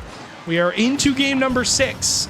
Loser of this gets Des Moines, who are red hot right now, but so far it's Mankato who have to complete the comeback. Down 3-1 in this series. They've gotten 1 more. Now they get to the 6th game. They got to win 2 more in a row to get that upper land spot. But will it be Fargo to qual right away in this game 6? Can they put the final dagger into the heart of Mankato, or will Mankato continue to be vampires and choose to not die? I think Fargo have to do it here. They have to do it here. You know, my team yesterday, we went to game 7 against Fargo. It's literally Fargo. We went to game 7 OT against Cloudy and Maleficent's team. We lost in game 7 OT, and then I think we got swept or got 4-1 in the lowers. So for Fargo, they really have to do it here, and I think they can. They absolutely can. They have the ability, and they're really putting on some pressure here. That's a great pass. Over to Carlo. He does get a little bit of a touch. Schlozzy, part of the corner, that blur in the form of him. Oh, Bomber back to that corner as well, trying to keep it safe for Mankato. To Carlo downfield, but it's immediately met by Papo. And this pressure that Fargo are putting on they seem to have recovered from that last game. Good catch here. Bomber has the possession. It's going to be taken away by Papo as Blueberry will look to play a little bit patient. Ball comes across the middle of the field. Taro was running interference on that defensive line. And, I mean, you see what Mankato's trying to do. They're trying to get out of their half as quick as they possibly can. Barry kind of loses possession on the ball, has one more touch. Forward, Taro gonna press his advantage. Lozzie looking for an infield pass. Bomber cuts it out and tries to chase. Lozzie looking for some form of an infield pass. It was Taro, actually. They're all using the same exact design. It's kind of screwing with me, but regardless, not the best touch. Bomber. It's one more dunk. Blueberry forward, gives it right to Lozzie, who has a touch down the field, but DeCarlo cuts it out. Backboard now, 2 minutes and 48 seconds left. Will it be Taro to put it to the ground? Maybe, but it's saved again by Mankato, who have stepped up on defense. I was looking for it, and they sure have. Blueberry off the backboard has one more touch, but shut down once again by this defense for Fargo, who really have put up a steel wall. Lozzie, he does, and it was DeCarlo who just cleans it up, but Lozzie, another mistake on his back line. Oh no. You know, the margins are so small, so, you know, infinitesimally tiny on that touch. You have to get it past the post, especially when you're that third man, and it's a hard touch to get, don't get me wrong, but that mistake could be disastrous. And, you know, the offense that we've talked about so much from Fargo during this series, it really kind of shut down. Last game, after that own goal, they just couldn't really get anything going, and again, that was a big demo, I believe, from Barry making his way back. Papo to set it back in the middle, but Mankato seemed to be doing a much better job of keeping Fargo out of their net. I mean, yeah, the defense, like I said, has stepped up, but now you have Fargo swarming that defensive half. Drop down, Papo slams it home. Fargo and Papo, I mean, it's too many O's to begin with, but X's and O's apart. It was Lozzie who found Papo. No O in his name, but has a goal on the scoreboard for his team as he finds Papo. Fargo, the good news is they answer right away, Tibbles. They don't let the game, you know, get away from them for too long. Now they're not chasing a lead, rather they're chasing a win. What an answer it was, too, Stewie. You look at that doink pass from Taro, then a great pass off the backboard from Lozzie. Sends it straight to Papo, and he puts it away. I mean, that was the perfect response. You get everyone involved, kind of recover. All right, back to square one, back to a tied game, 90 seconds. Let's get this done. Again, you're one game away from land. One goal, it could be the difference. That's all they might have to score now, but they'll have all their work cut out for them right now. Taro back to that back corner for them. Lozzie will come out to him. We'll give it away to DeCarlo once again. Buried to the middle. He might have a chance, but great pass from Papo to keep it away. So far, Fargo keeping Mankato to that corner, but as I say that, back to the middle, a touch from Lozzie will again allow Papo to get it to the corner. Again off the backboard, Lozzie again to that corner. Fargo under immense pressure right now. DeCarlo to send it back in the mixer. Papo once again to save it away. Barry sends it down. Bomber there to meet it. No, it'll fake it, but we'll give it back to Barry again. Diving in front of it is Fargo. 40 seconds. They might find their way through that demo again, but the two remaining defenders from Fargo will pull through and keep it out. 30 seconds. DeCarlo has a clear. Right to Papo, though, who looks for Lozzie on the far side. Does he have one more touch? It's Taro, though, in the back line, who, with only 20 seconds left, the ball kind of gets away from him. In field, they find Blueberry. Here was DeCarlo who had the shot, as he's got maybe one more touch. 13 seconds left, putting pressure on the Fargo Steelhawks. They do break the midfield line. Now they're just going to kill time, looking for a bump as Bomber has the possession on his backboard. 3 seconds left. Will kill it down on the ground, and game 6 has gone to overtime. Overtime. Match point overtime. The margins don't get finer than that. Fargo will be hoping to take this goal, take that ticket as well. Downfield, Lozzie with a pop-up. Up to the ceiling will barely graze it. DeCarlo a good pass the other way. Lozzie going for boost. That could have been a really bad situation, but Bomber that in the corner. It's bouncing to the crossbar. That might have been it for Mankato. Somehow they find their way out. The miss on defense. Taro for Fargo is his GM, his franchise. They make it to land courtesy of the founder himself. And it goes from one end of the field all the way down to the other. And, I mean, I don't know how Bomber didn't score that. It went post and crossbar out. Didn't go to the back of the net. GG's all around. Mankato have some work to do, because after that dismissal by the Steelhawks, like you just said, are through and have made it to that LAN qualification spot. They are the third team to qual, and now we're looking at the fourth. And Mankato, they have got to be hoping that Des Moines doesn't come with a sledgehammer, because I feel like Des Moines is going to. Oh boy. Yeah, Des Moines has been powering up their sledgehammer all night, Stewie, and it all comes down to this next series, the fourth of the night. We're going to take a quick break. I mean, get a snack, get a drink, stay tuned. This is going to be a great series. We're going to lock in our last LAN spot right here. Stay tuned. We'll be right back.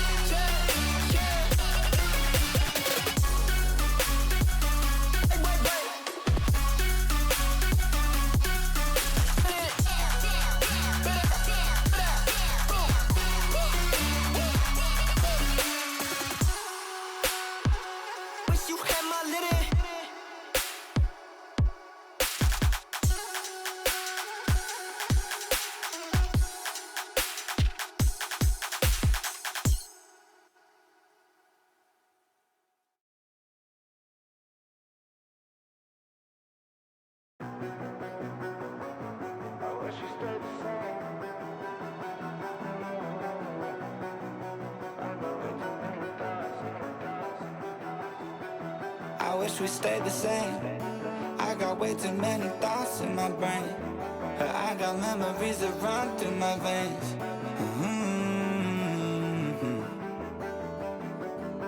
I'm not one to blame, but I could point out every way that you changed. Some things stay up while others go right down the drain, and lately we've been going down in flames. But if I'm honest, I get in my feels when I want you. Say you feel it too, I'll haunt you. Hold on till I'm lost in the nirvana. But if I'm honest, I get in my feels when I want you. Say you feel it too, I'll haunt you. Hold on till I'm lost in the nirvana. But if I'm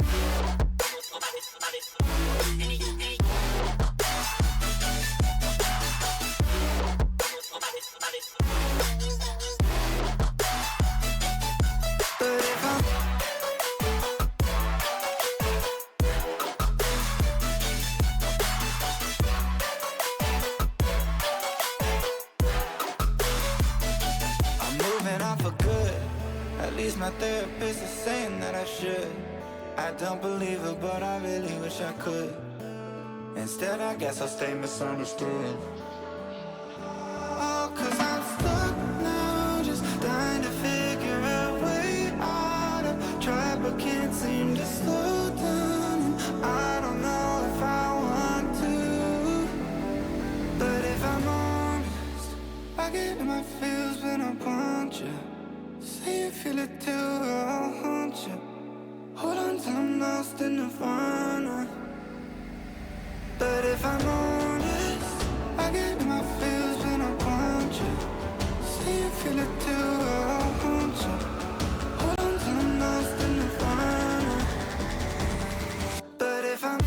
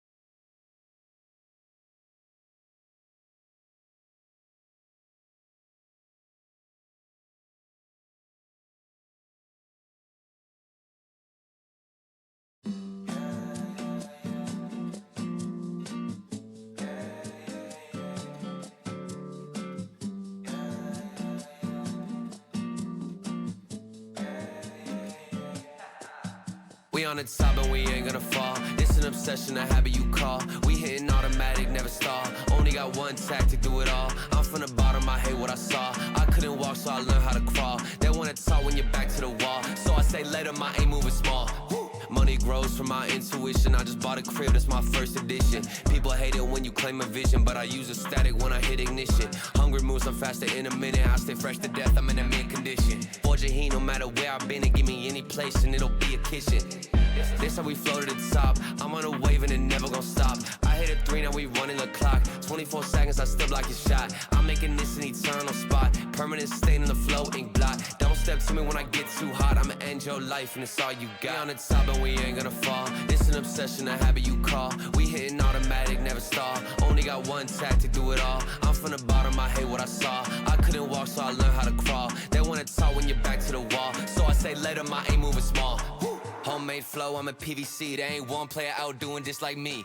Heart rate froze, check the EKG. I hate wasting time, no eventually. Routine work when nobody see, but I ain't feel the stress, I know it's meant to be. 30 beats, I'm on a killing spree. I made every song in my discography. Yeah, that's every cent, every dollar. I ain't tryna listen to a broke scholar. Making moves to make the money taller. To the cash topping on the Eiffel Tower. Labels calling, I won't wear the collar. With my own drive, I can take it farther. Do it myself, don't ever bother. Been self-made now, shout out to my father. We on the top and we ain't gonna fall. It's an obsession, a habit you call. We hitting automatic, never stall. Only got one tactic, do it all. I'm from the bottom, I hate what I saw. I couldn't walk, so I learned how to crawl. They wanna talk when you're back to the wall. So I say later, my aim moving small.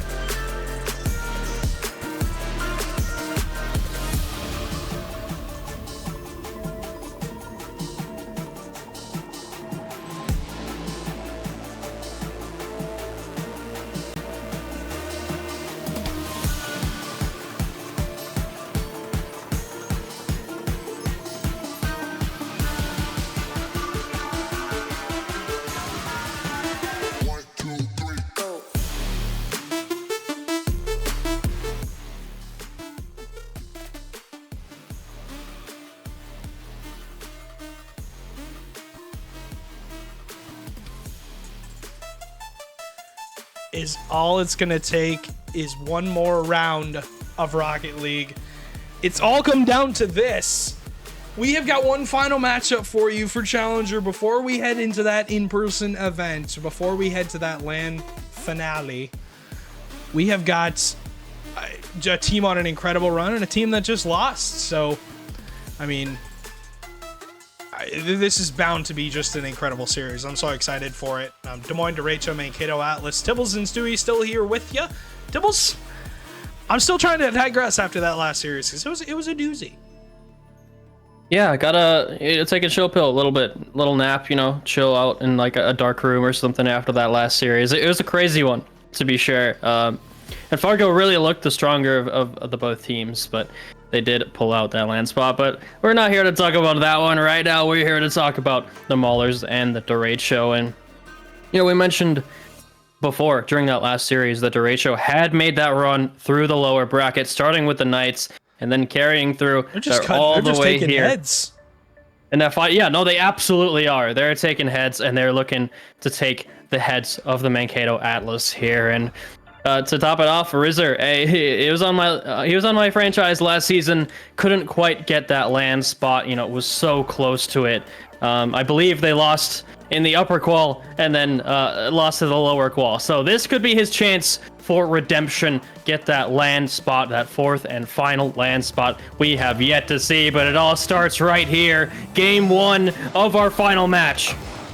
Here we go.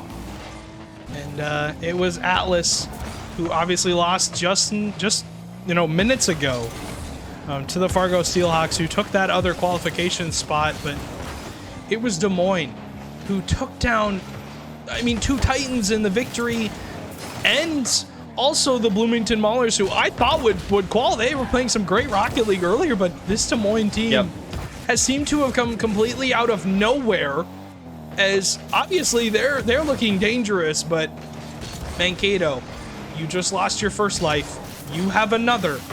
What do we see from them? Do we see this, turtle? Do they sink back into their shell, Tibbles, or do they come out and shine? But right now, Risser gets the first.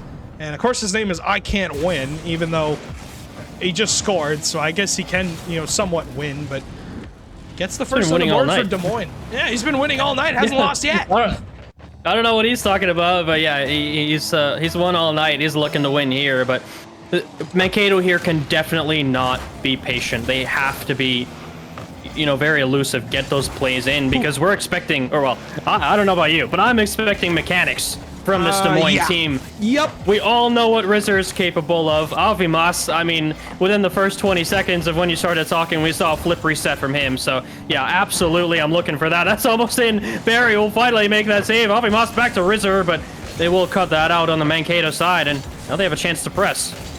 I know exactly what Avimas is capable. I don't. I have no friggin' idea what this dude is capable of. It just the mechanics, the sheer mechanics that Des Moines have bred. That's an open net. Avimas, open shot, reserve upper 90, and clean opportunity for Des Moines, who are trying to get that second on the board, but Mankato gonna hold just for now. Ceiling pinch from Bomber, pressing forward. Avimas is really looking mechanical so far, as him and Blueberry gonna run into each other and delete each other off the field as he spawns in. Blueberry on the other side of it, though, gets that corner boost, gets one touch, but is beaten by Risser. Midfield, DeCarlo. Good possession, gonna leave it off for Bomber. And Mankato, that's what I want to see them do more. When they scored against Fargo, when they found the back of the net, it was team plays. They weren't beating them one-on-one, they were beating them with each other. Yeah, they absolutely were, and that's what they need to do that here. They need to get that formula together, work with each other, get something going. But hey, that early first goal, I thought, all right, maybe this might be a little bit of a landslide in game 1, where Mankato's trying to find their feet after that loss against Fargo for that land spot, but they've calmed it down a little bit. We're now about halftime, a little less than that, actually, and still that one goal on the board. Mankato pressing a lot here. Bomber on the backboard, 50 from Eli. DeCarlo was a little bit too close to that. With an awkward touch, DeCarlo will have to get back to it on the backboard. Avimas there to finish it off, but no, DeCarlo one to beat. Or it wasn't Avimas, excuse me, he was on defense, but no, Rizzer will have the ball, 0 boost to work with, and not really gonna do much with it. Over to DeCarlo from Barry, that's a big miss, and I was talking about nerves. Not serious? All right. No, I was talking about nerves for Mankato. No nerves for Bomber. 0 nerves. All right. His teammate's a little bit nervous. He's got the ice. Oh my. Upper 90 rifles that ball into the back of the net. Closes it out. Ties up the game. Now, if you are Mankato, you have gotten an answer. You know, you're not shut out in this first game. You know Des Moines is capable of being scored on. It's not like they're, unstoppable, but one thing that I know comes with mechanics, Tibbles, is defense. Some of the players who are the most mechanical in the world are the hardest players to get the ball by. It just seems like they constantly have a touch on the ball. They constantly have boost. But now for Barry, who does collect, but taken away by Eli. Look at the speed from Risser, looking for one more touch. DeCarlo forward kind of gives it to Optimus. Blueberry and Bomber double commit out of that midfield. Eli gonna leave the ball again for Risser, who is beaten to the ball by Bomber, but taken off his head. Blueberry, one more touch to Bomber, once again firing a shot towards net. Bomber does not want Mankato to lose. He is doing everything he possibly can on the offensive side of the ball to make sure Mankato stays in it. Yeah, what a player. But Eli getting that bomb ball. That was a close one. DeCarlo had to make that rescue save. Might have been lights out. Another goal for Des Moines. Otherwise, Eli to put it in again. Bomber can't get across, the man himself. Trying to carry Mankato across the finish line, but he can't stop that one. Eli kicks him in the shin. Knocks his legs out from under him. And Eli with a rifle to the back corner. That hurts. That does hurt. It definitely got to be the most sensitive part of your body is your shin. Just, oh man, even your toes getting those stubbed. But Avamos flip reset. This guy, just this Des Moines team. It happens in such quick succession. They're like sharks. They strike so quick. That perfect first touch on the nose of his car to set up the flip reset. The other player coming in, confusing the defender, and then a perfectly placed shot from the flip reset. Avi Mas, he's been here to play. The results show it. His actions show it. The team's actions show it. Again to put it through. The Mankato defense can't do anything there. Risser fakes out Bomber. DeCarlo gets dunked and deleted by Eli. Avamos cleans it up. Derecho, this offense, I don't know what it is about this franchise. As of late, they have found the offensive, the finish. They found the offensive chances and have capitalized. But Blueberry looking for a bump. Knocks Avamos out of the way. Absolutely pile drives him into the backboard. But Avamos got enough on it. Is able to turn it away. Avamos one more touch. What does he have? 50s Bomber all the way across the field. The Risser midfield. Eli not there as DeCarlo clears all the way down the field. Des Moines, a commanding game 1 finish. Blueberry towards net, doesn't matter. Des Moines, 3 games away. 3 games away. The journey starts here with a game 1 win. And I like that you said before about mechanical players. Everyone talks about their offense, right? They hit a flip reset, they hit a musty, they go off the ceiling, whatever. But the defense, and the reason for that is, it's often said that for rotational players, they're great at rotations, but if that rotation is off, they can't do much about it. The great thing about being gifted at mechanics is that if you're not in a great position, oftentimes you can still get a good touch on the ball because of the way you can manipulate your car and the ball as well to get it where you want to go. And that's the difference right there. The mechanics that Des Moines is showing off here, that Avimos is showing off here. I expected Rizzo to be the standout player here, but Avimos is proving that wrong completely. Yeah. And Mankato is just struggling to deal with it so far this series. Even Eli, had a nice shot from the corner, cleaned up that offensive chance. And I mean, you see what we're getting out of Des Moines. Just clear-cut offensive shots, really structured on their approach. I like how they're not, feeling like they need to go all out on offense every single time. You see what they're doing. They're keeping their numbers. Mankato have historically been very good at annoying teams to a point where, they make a mistake and it turns out to be a fatal mistake. But Des Moines, Avamos and Des Moines not giving them an inch as Avamos hits the backboard. Eli looking for one more touch. It was Risser to give it through as Blueberry gonna collect. Yeah, one more touch. Avvamas, though, will find Risser off the sidewall. Has maybe one falling into it, but Bomber turns away. And it's been really Bomber, the only one to show up for Mankato. We need more from DeCarlo and Blueberry. Blueberry can be really impactful on his offense if he can get some offensive confidence going. But for now, it really is just Bomber, and it can't be just Bomber. Yeah, as soon as you said, it's only been Bomber, I think what I thought as well is I'm really looking for Blueberry to show up because we know the offense that he's capable of. We know exactly what he can do, and he just really needs to prove that here. DeCarlo looking to do it instead. That miss off the ceiling not really going to help, though. Double commit out from Des Moines will give the ball away to Barry. We'll have to send it to the corner. No second touch there. Rizzer just to pop it up forward, up to the ceiling. Not quite. DeCarlo back to the wall. Great touch from Bomber. Can DeCarlo touch on it? Misses the ball. Got the boost. Couldn't get there. Blueberry to put it through. We talked about him so far, and there he is. And he has to be that X factor. It turns into a fake.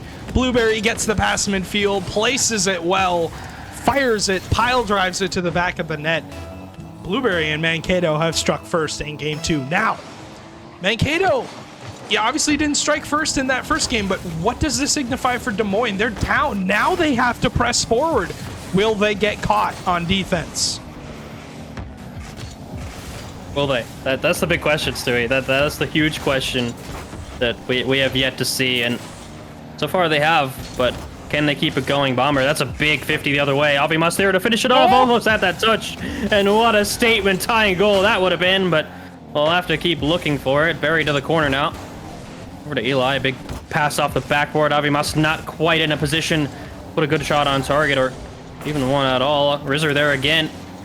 It's a little bit of a cluster in this Mankato corner. Eli to get the 50, coming through. Avvamas, oh my, off the post. Rizzer to follow up, and a blunder from the defensive side of Mankato. Bomber looking for that 50 and gets absolutely pummeled.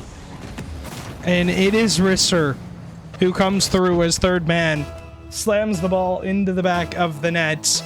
Des Moines have evened up this game, and again, like I said, they would have to press forward a ton. It doesn't take a whole lot to bowl Mankato over there, as Blueberry has maybe one touch across to Carlos up. There's maybe one more touch. Bomber was looking for that receiving pass. Risser, one more touch forward. Maybe Eli can get there in time, but it's Blueberry. Shot on target, saved by Eli. And Eli, if we forget, is I believe a Rising Star sub, if I'm not mistaken. So you're putting a lot of pressure into the shoulder of your sub, but we have a Rule 1 between Risser and Barry. You'll have to see that they're honoring Rule 1, and you are correct, Stewie. Eli is one of the Rising Star team members. They're missing Flo this week, so yeah, wow. I mean, what a performance as well. And you can tell a little bit, not because he's playing badly, not at all. That's not what I mean at all. But what I mean is Rizzer and Avvamas are taking the front seat, and Eli is making sure. I love that they're standing on their noses, have that balance. Oh, that's a good goal for Bomber. They do get that lead for Mankato, but Eli is playing so smart on that back line.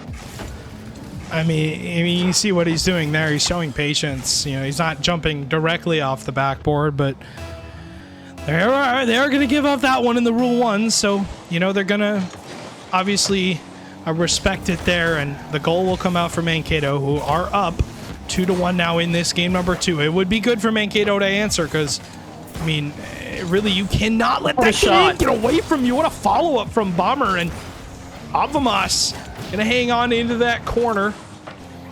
It was DeCarlo up across the field. Blueberry, maybe one more touch, but DeCarlo keeps across.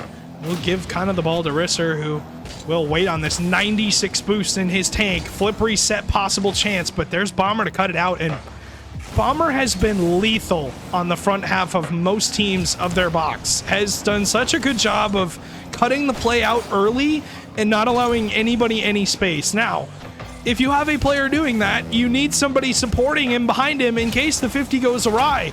So far, it really hasn't been either Blueberry or DeCarlo to do that. If they start doing that, they're going to get a whole lot more offensive chances.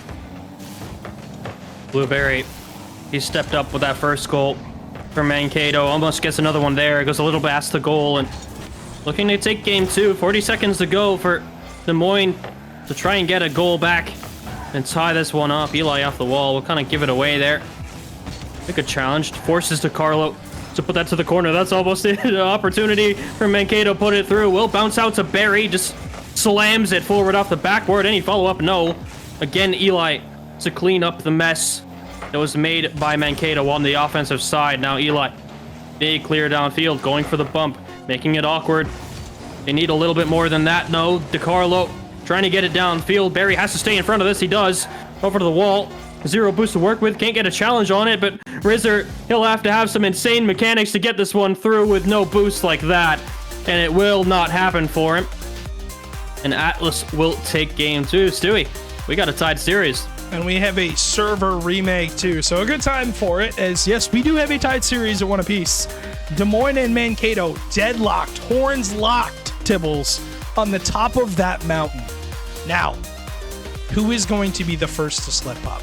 So far, it's been, obviously game 1 dominated by Des Moines. They put up 4. Now game 2, kind of offense shut down a little bit. Bomber and Atlas step it up, close it out, and don't let any shenanigans happen. We haven't seen any 0-second goals tonight or in the past, a couple of days, but one's gonna happen now. Now that you said that, one is gonna happen. It's gonna happen. Yep. As server is gonna be back. I'm not complaining. But yeah, no, I'm not complaining either. I agree. It is indeed up, but Bomber, DiCarlo, and Blueberry want to get into this as much as possible, as quick as possible. Make sure that they have as much, as many. They keep up the momentum. They can't get cold, and I feel like that's what happened against Fargo. They had momentum for certain parts of the series, but then they kind of got cold. As now, game number 3 on the cards.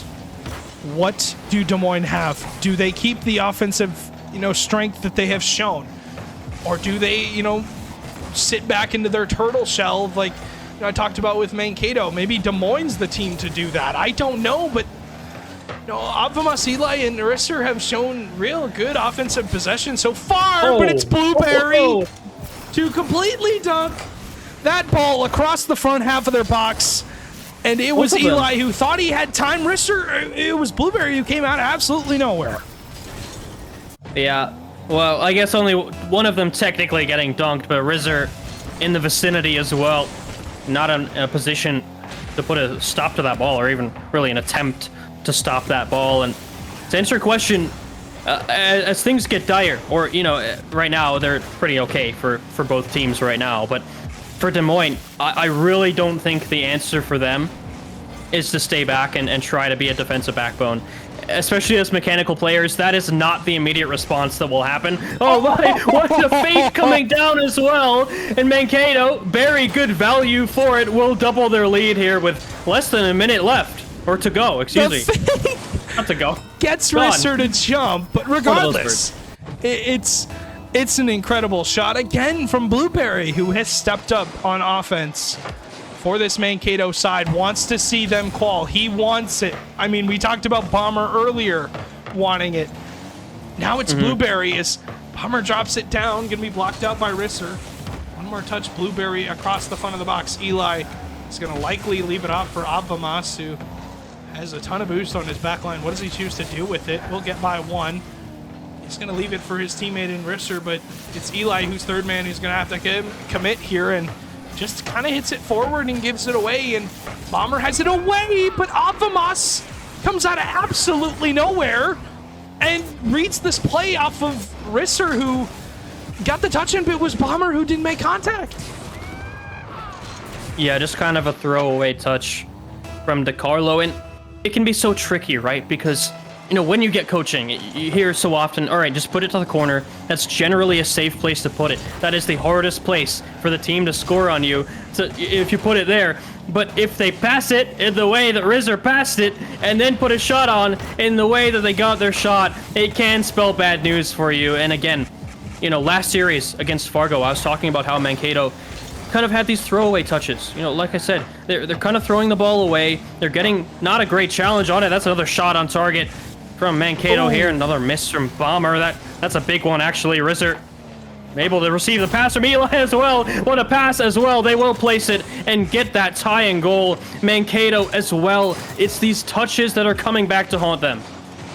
It's just consistent misses where, you can't miss it. You have to make contact on the ball, and if you don't make contact, Des Moines has shown they're going to punish you for it. And Right. now, with this, in progress for Mankato, they've shot themselves in the foot multiple times in this game, and it's resulted in 2 goals for Des Moines, who, haven't really had to work a ton for their goals, but they've got, the opportunities they've gotten, they've definitely taken advantage. Ritzer from midfield slams it to the upper 90 and gives Des Moines the lead. Again, I talked about that touch. Blueberry, he's been hot. He's been getting hotter, especially this series as well. But that touch just not going where it needed to. And Des Moines are a team where if you have that off touch, that off possession where you kind of give the ball away and not a great spot. Eli there to put another one through. No, it's off the post. So close to doubling that goal deficit as well, but it's still going to remain at 1. Des Moines are going to capitalize on the mistakes that you make. You have to minimize them if you're going to survive this encounter. Eli, maybe a shot. Bomber turns it away. He steps up for Mankato there as Blueberry kind of gives it away. Eli, maybe off the ceiling, wins one more 50 across. Doesn't have anything to work with as Carlo has one more. Will bump Risser out of the way. Bomber through. Risser just collects it on his head. Now looking for a flick as Blueberry was last back. Will make that save. And Mankato starving on their back line. They do get the corner boost, but once again, I feel like they'd be better suited to use their backboard more and shut down a lot of the chances that Des Moines is getting, because, if they played their backboard more, you would see the ball cleared out a little bit easier for this Mankato side, who just simply, when they get boost, they can't get out. Yeah, you save so much boost just going off the backboard as well, and you kind of cut off the chances that Des Moines will have and will surely go for, but really something you're going to have to fix on the defensive side, and they're going to have to worry about it here. Rizzer 2 against 1 again. That demo coming through. Rizzer on the second touch, and they finally do get that 4th goal of Game 3. Deletes to Carlo off the field. It's Eli who was running in front. 2 demos. Double demo. Bumps Bomber out of the way. Deletes him off the field. 4-2 lead. Des Moines. They bring the sledgehammer in this game. Another 4-goal game for them as they're looking to press forward and go onto that 2-1 series advantage. Risser with the dunk across, but nothing gonna cement from it. Bomber, maybe one more touch as DeCarlo will commit in. His third man didn't have any boost to work with. Avamas, the demo comes in on the back line. Blueberry, though, has the save. Another demo is Blueberry. One more touch. Just sitting DeCarlo in front of him, and Avamas takes it off his head and just takes the counterattack completely away. Risser, one more touch, has a hat trick in this game. Another bump comes across. DeCarlo has to make the save. And Avamas and Eli are running rampant in Mankato's half at this point. Yeah, they absolutely are. Rizzer doing the work on the goal side as well. He has a hat trick in this game. 6 shots to his name. 50% shooting accuracy. That's up to the ceiling. Might be another opportunity if they can get it to it first, but very fast to that defensive play. And this has to be the moment for Mankato right now. Avimas with that touch. They're going for the demo. They're trying to get it done. In 15 seconds now will be a very tough ask off the backboard now from Rizzer. Avimas, shot off target. Barry missed from him. What a save from DeCarlo to clear it away. It might not matter. Bomber has 5 seconds to make it happen. Up to the ceiling in the corner of Des Moines here. Barry to follow up. DeCarlo off the backboard. It is 0 seconds. We're actually still up, but it will not matter. Des Moines will confirm this game win, but hey, if Mankato can get one for the road, they do. Hey, Barry, he's been scoring goals. He's been heating up. Got one for the road here from Mankato here. But the story is of Des Moines. They are killing it in this series. They're killing Mankato is what they're doing, Doubles. The storms are coming. And it's either, get off the... you need to just get out of the way. That's the thing. You need to avoid it as much as possible, because this storm is really brewing for Des Moines, who able to win it 4-3. And I mean, you see what it took though. A lot of bump plays, backline demos. Now, obviously, a change in scenery is going to occur, but going into this series, I honestly had lots of faith in Mankato to bring it back to, what they have shown to Wolves. Now, this game number 4, for me, is a back-breaking game. If they lose this, how much do you have left? You've been playing all night. Right. You've been playing for a lot of Rocket League, and you've had 2 chances to qualify for LAN, and you're so close to squandering away your second. The good news, though, is if they win this next game, it's all even again. So, I mean, it's really a mental check, that's for sure. That's what I'm looking at it as. Yep. Taking a look at that scoreboard, Stewie, I mean, Blueberry had 3 goals. He had a hat trick to his name. Actually, had the same exact shot to goal ratio as Rizzer that game. 6 shots, 3 goals. Both got a hat trick for their team. The difference is the support that Eli is putting through, the support that Avimas is giving them with their mechanics as well. Mankato need that backup. Blueberry needs that backup from DeCarlo and from Bomber here. They need to clean that up, make sure they're putting that effort in and getting those results, executing right. That needs to happen. They need that support. You will not be successful otherwise. This needs to be a 3-man effort, but we will see if they can get it done. Again, game 4 here now. And Des Moines what in the world? with that advantage. They're pre-jumping each other. Another demo as well, yeah. Oh boy. Oh, DeCarlo, good play. Maybe we gotten across, but Risser gonna take it off his head. Bomber has a flip in, has the shot, but Eli, better suited, shuts it down. Good defensive play from the Rising Star player in this match, who has stepped up massive for Des Moines in this weekend. DeCarlo may have bumped him out of the way, but Bomber looking for one more touch across. Will just keep possession of it. Eli just going to take it away from him. That's a flip reset across. Has Risser maybe the shot. They're going to be blocked out by Blueberry. Good defense from Mankato to shut it down. Blueberry on the other end. Blueberry has started to step up on offense for his team, but Bomber's goal scoring has slowed down, and now that cannot happen for Mankato. It's got to be all 3 of them firing on all cylinders. Yeah, DeCarlo bumping Barry out of the way. Oh, it almost didn't matter. He almost got that left corner shot. But yeah, it seems like Mankato, only one player is hot at one time, and it can't be like that. You need a whole team effort, especially against the likes of Des Moines here. But they've kept it, to 0 goals. No goals so far. I thought maybe they'd curse me on that one, but not quite. We'll come out to Barry. Not much boost to work with. We'll just fake that one. Bomber 50 coming in. Eli to meet it in the air. Back to the ceiling. That might just be in off the post.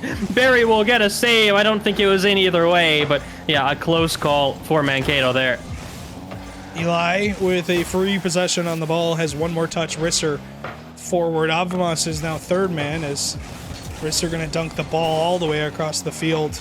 Will be collected by Barry, who kind of goes awry, and Bomber one more touch, but only 11 boosts to his name, and that's what I've been seeing a ton. The theme for me, follow-up shot. Bomber's going to turn, has a follow-up, but Avamos was sitting in the way. Now a counterattack for Des Moines, who have Eli now off the backboard, has one more touch to Carlo. Wheel cleared all the way down the field. Avamos forward touch, looking for one more, but DeCarlo has the answer right back, and maybe it's Barry all the way down the field. Eli will collect it. Good backboard defense from Des Moines. They've stepped up huge on defense here in this game, but DeCarlo maybe one more touch, but I mean, you see what Atlas are trying to do. They're trying to find a backline bumper, a demo. They just can't get it right on time. Yeah, that on-time demo will absolutely be crucial, but keep trying it. Keep going for those efforts. Keep going for those shots. Even if it's from halfway with an open net, just go for it. Here he did, and he got the reward. And DeCarlo and Bomber, they're stepping up. I like that play a lot. And that's a great infield pass. That's what we needed to see. I talked about it earlier.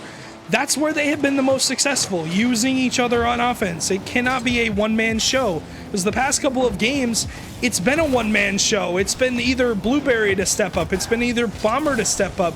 DeCarlo has had his games, had his moments in the past, but it's got to be a full team effort. When they were winning games against Fargo, they had all 3 players scoring a goal. I mean, yep. regardless whether they take 1 goal, 2 goals, or 3 goals, you know what Des Moines is going to bring. They're going to bring offensive power. Atlas have to step it up on offense as well. That they do. And they just have just over a minute to keep this lead going. They might get another one. DeCarlo faking high, trying to go low, but defender didn't fall for it. Avi Moss with a 1v1 now might just bring it over. The defender can't get there, and that's the answer right there. 65 seconds left, and it's all tied up once again. Blueberry tries to fake challenge him. Avvamas, we know what he can do with the ball in his car. Absolutely flies it over his head. Completely connects on that back of the net. And that's a clinical answer, but off the kickoff, it's Bomber Wild to step up. Not for long. It doesn't last more than 3 seconds. Those kickoffs will kill you. Oh, yeah. Especially in stakes like these. You need to make sure they're right, but this one goes in favor of Mankato. They're going to be happy. They're going to be very glad about that. Yeah, 3 seconds later, like you said, they got another one back. Still have that lead. Bomber with the flip reset. A little bit slow. Trying to get one through is Barry. At the angle, I think, but is saved away by the derecho defender. Now back to Rizzer. Downfield. Over to Barry. We'll cut that one out, but back to Avi Moss off the wall. Gets demoed for his troubles, and he's not going to be happy about that one. Bomber to flick. That might just be in, but Barry, great, smart positioning. They're making sure that they're covering their back line even when they put pressure on the derecho here. I mean, you see what touches the derecho are getting a lot of pinch plays, a lot of awkward balls that come across the front of the net. Oh, no. DeCarlo has the save somehow. He rises from the ashes and is able to drag Mankato's lifeless body through. Avvamas off the backboard. Barry has the clear. Will double commit with DeCarlo, and Risser, the only one back. One more touch into that corner. It's Bomber, who has one more forward touch. Blueberry now will maybe clear it down to the ground, and it will hit the ground. Mankato even us up at 2 games apiece. Stewie, I don't know if we can predict the future or if we can control the future, but when we asked Barry to step up, he got a hat trick the next game. He started scoring goals left and right. He was the offensive mannerism for his team. Now Bomber and DeCarlo, that play got them through. It got them that goal that really set them apart. We talked 6 shots for Bomber, 2 goals. 5 shots for DeCarlo. He's putting pressure on the Des Moines derecho there, and not only does he put pressure on them, he's making sure they don't break through that back Atlas line. And obviously the team's talking in game chat. Somebody asked the series score. We got that confirmed. But regardless, Tibbles, DeCarlo brought up something that I think we can't disregard. He said, I thought we have played 17 games today. He's not wrong. They have played a lot of Rocket League today. Both of these teams have played a lot of Rocket League today. You have to take that into consideration. This has been a long series in and of itself. Now into game number 5, somebody going on to match point.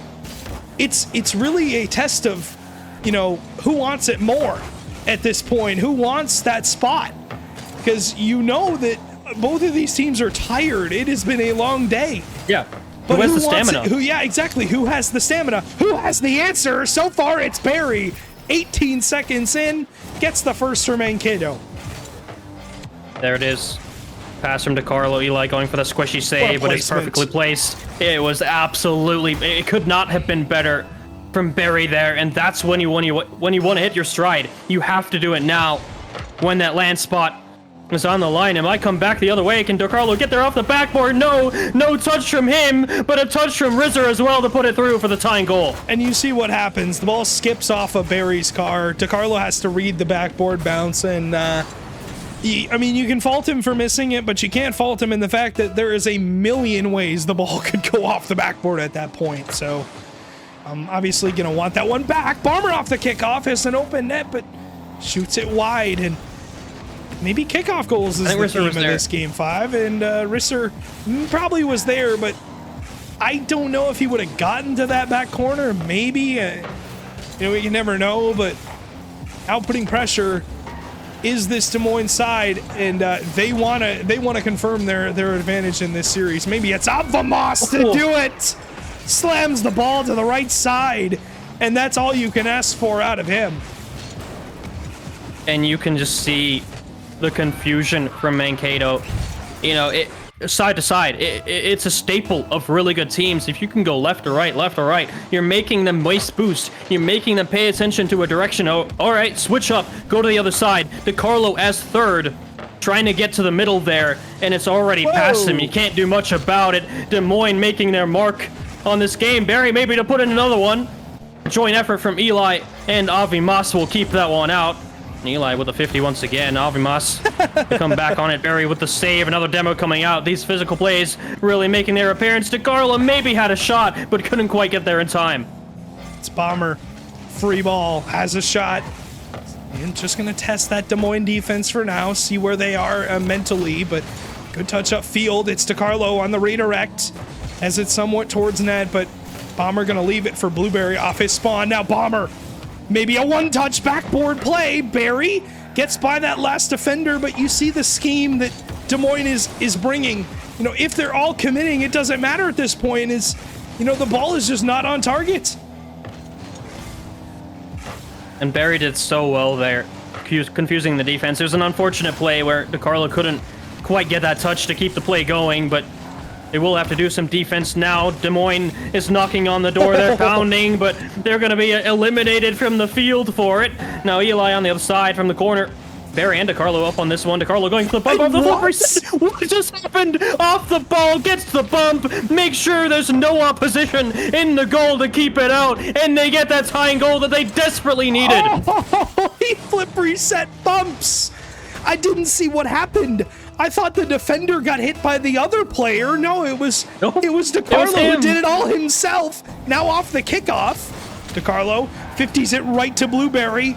Maybe a chance for him as he goes into that corner. Risser goes missing. The ball skips midfield. Bomber, though, doesn't read the bounce, and the Atlas need one more touch. Maybe a drop down pass. Blueberry's there. But again, that save gonna come out. Blueberry looking for a back pass. Course to DeCarlo, but Bomber left back alone by himself. Tail between his legs is able to get the ball away. As Risser presses forward, DeCarlo shuts it out. And maybe this is the game. It's DeCarlo stepping up. The veteran on this field, really out of anybody, has really brought it this game. Trying to will Mankato to a series advantage. Maybe it's Bomber to do it upper right, but can't find the shot. Blueberry, though, gonna keep it in field. What a passing play for the Atlas, but they can't put it back field of the net. As a minute 50 to go, Mankato are pressing forward. Des Moines is on a tightrope right now. It's behind the defender's gonna get there. Avi Moss, the confusion. They neither of them go for it. And you could tell that was coming, Stewie. They're double committing to the boost. When it's not there, it's stolen by Mankato. That shot is just bouncing in. Avi Moss thought Rizzer had it, but he's backwards and backflipping. He can't do anything about it. And Mankato will gladly take that goal and the lead with it. Bomber up along with DeCarlo. They run into each other. Avvamas, one forward. Rizzer sitting in Mankato's net. A minute and a half. Over to Avvamas. The shots is placed well, but it's again going to be saved. Risser, front of the net. It was Barry to turn it away. Now it's DeCarlo goes missing. Bomber has 100 boost, but it can't do much with it as he blocks Avvamas' shot. Risser, maybe one more touch forward. DeCarlo has it cut out. Blueberry has the clear down the field. Mankato surviving on a literal last gasp at this point in game number 5, trying to will their team as DeCarlo's last back, has to make a save and does into the corner, but low boost once again. Mankato starving at this point, but living through the pain. They are surviving. Not quite thriving, but they are surviving. Some opportunities for Des Moines. The Bumps are bumps. looking for a player to bump, but nobody's there. It doesn't matter, though. The shot is off target. And they will want that one back for sure. That was a prime opportunity. It could not have been better than that. I mean, imagine having an open net and going for a bump, having no one there to bump in the first place. Now Risser to the middle. Still looking for that goal. 25 seconds left. Back to the side. Double commit, they do get that pinch. It's on their own side. Eli almost own goal on that one. Rizzer having to dive in front of it to make sure he doesn't. Now Bomber to the other side. Barry to receive. No touch there. There might be an opening for Des Moines here. Eli with an opportunity. Barry backflip. No, he'll go past it. He'll go back instead. Off the corner. Avi Moss there to meet it. It might just be down. Nobody from Des Moines. DeCarlo shot, but it will touch down. And game 5 is all Mankato's. They get it done, Tibbles. That was the most important game for me. Mankato, step it up. Barry, 1 goal, puts up 4 saves. DeCarlo with 2 goals in this game. The veteran leadership on this Mankato Atlas side have willed them to 1 game away. Can they get to land? Can they punch their ticket? It's all going to come down to the next 5 minutes. But here's the thing. Des Moines still looked dangerous as ever, put up a ton of shots in that game. Abvamas put up 6 by himself. Yep. Can he will his team to a game 7? Mankato losing in game 6 to Fargo in the upper qual match. They've ensured that that will not happen here. They will have to go to game 7 if Des Moines have any hope of getting that land spot. But you said before, that final match is the hardest to win. It took Fargo a couple just to get through on that one, on that last series in the upper qual. So, hey, it could take a couple, maybe not. DeCarlo, he's going to say no to that one. 18 seconds in, top left corner, and a great play from Mankato to do it. Such patience from Bomber. Finds the pass. DeCarlo, top left slot. Mankato draw first blood, and once again, it's 18 seconds in. I don't know what it is about 18 seconds, but they seem dangerous. Eli off the backboard, maybe 1 more touch. DeCarlo has the possession. Will maybe look for 1 more pass midfield. It was Bomber, but leaves it Abvamas. 1 flick forward, but kind of gives the ball away. Bomber, 1 more touch. Eli has the corner read, but it's DeCarlo sitting on the front half. The 50 does go awry. But for Des Moines, they're down now. What do they have left? Maybe it's Risser, but Bomber goes missing. Shot from Abvamas is back of the net. Des Moines tied the game. Des Moines will not lie down. Avi Moss will not lie down. Risser, he's been a little bit quiet in that past game, but he's back. He's back, baby. Game 6 is all here to play for. They have to do it now. Game 6 and Game 7 are a must-win for Des Moines here. And they put themselves in a decent position to do so, all tied up.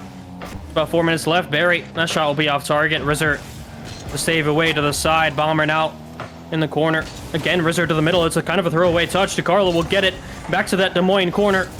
Navi Moss will have to get it past 1. Bomber a little bit awkward. Rizzer with the demo and the touch off the backboard. DeCarlo will have to get it through. It's off target. That might have been a great opportunity for Des Moines, but it goes by the wayside. They will have to start again, off the wall again. Off the ceiling, DeCarlo there first. Doing a great job of getting it on target. Bomber there to finish it off, and they get that lead in the all-important Game 6 match point. I was looking at this. DeCarlo, a monster touch forward. Eli wasn't expecting it, and Bomber kisses the post, gets it in, able to put that one in the back of the net. Mankato stepping it up on offense. They got to lock in for 3 minutes and 30 seconds, but maybe, this is the game where you bury Des Moines in their own storm. Maybe off the backboard. It was DeCarlo who had a shot, but that derecho defense will hang on for now. Abvamas, 1 forward touch. Barry has the read. They're all there. They all want it, but they all can't be there every single time, Tibbles. Otherwise, derecho are going to find the back of the nets. As DeCarlo has the save. Abvamas flip reset. The bump comes out from Eli, but the ball just died on the front half of Abvamas's play. Barry, 1 more forward touch, maybe, but we'll take the 50. Did they catch him out? They did on the 50. DeCarlo was 3rd man, and he didn't realize it. That can be so fatal when the communication breaks down. You're expecting a touch, or maybe, like you said, you don't quite realize you're 3rd man. But it doesn't matter. They overcommitted, and that's the exact opposite of what you want with a 1-goal lead. It can be so fragile, and it's taken away in an instant here. Des Moines will put it through. They'll gladly take it through. Eli trying to get it back for that lead for Des Moines, but the follow-up from Rizzer can't get it done either. A bomber to the middle. Barry to follow up on it, putting that pressure on. We'll get that touch away from Avimas. 0 boost to work with for Barry. Fakes it past 1. Still in that corner, getting a pass to the middle. Can Bomber finish it off? Back to the middle. And Eli will put a shot on target. That's a little bit of a scary miss for DeCarlo, and thankfully for them, Rizzer's shot was off target. But since losing that lead, it's looking shaky from Mankato here. Eli looking for a double off the backboard. Bomber, though, huge step up from him. Has it red. As Bomber will leave it for DeCarlo all the way down the field, looking for Barry in field. The ball gonna bounce. Barry off the backboard. Where's Bomber? He's there. But Barry gonna steal it regardless. But Bomber comes in to clean it up, and DeCarlo with a incredible effort on the front half of that box. As Barry gonna kind of steal it from him, but 2 minutes to go, Tibbles, and they are trading blow for blow. That was so confusing for me. I saw Bomber crash the net, and then I saw Barry get the goal. I was like, what just happened? But hey, they're not gonna matter. It doesn't matter who scores it, but it will matter here. It's Des Moines to score it. It's Avimas to score it again and again, toe for toe. They're here to play, and both teams want it. Who has more of the stamina? You talked about before. Who wants it more? Both teams want it more than ever, Stewie. They want it badly. Maybe off the kickoff. Maybe it's Blueberry to do it. He has one more touch. Looking infield. It's DeCarlo. A slow shot. Going to be saved away. Bomber. Sidewall.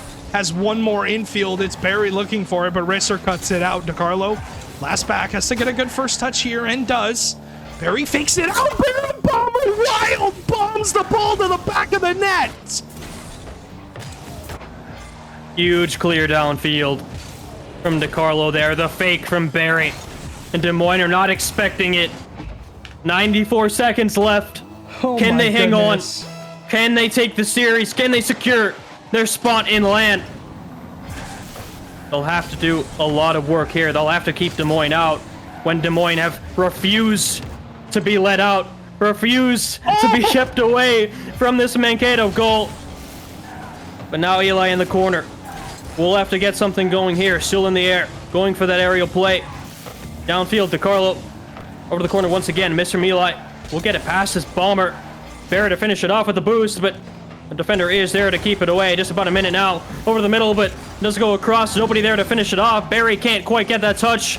Risser with the boost as well. Pinch to the ceiling. Eli, can he get there? Up to the ceiling, down once again. And a double commit, but it doesn't matter. Mankato get it out. And 50 seconds left for them to hang on. 45 now.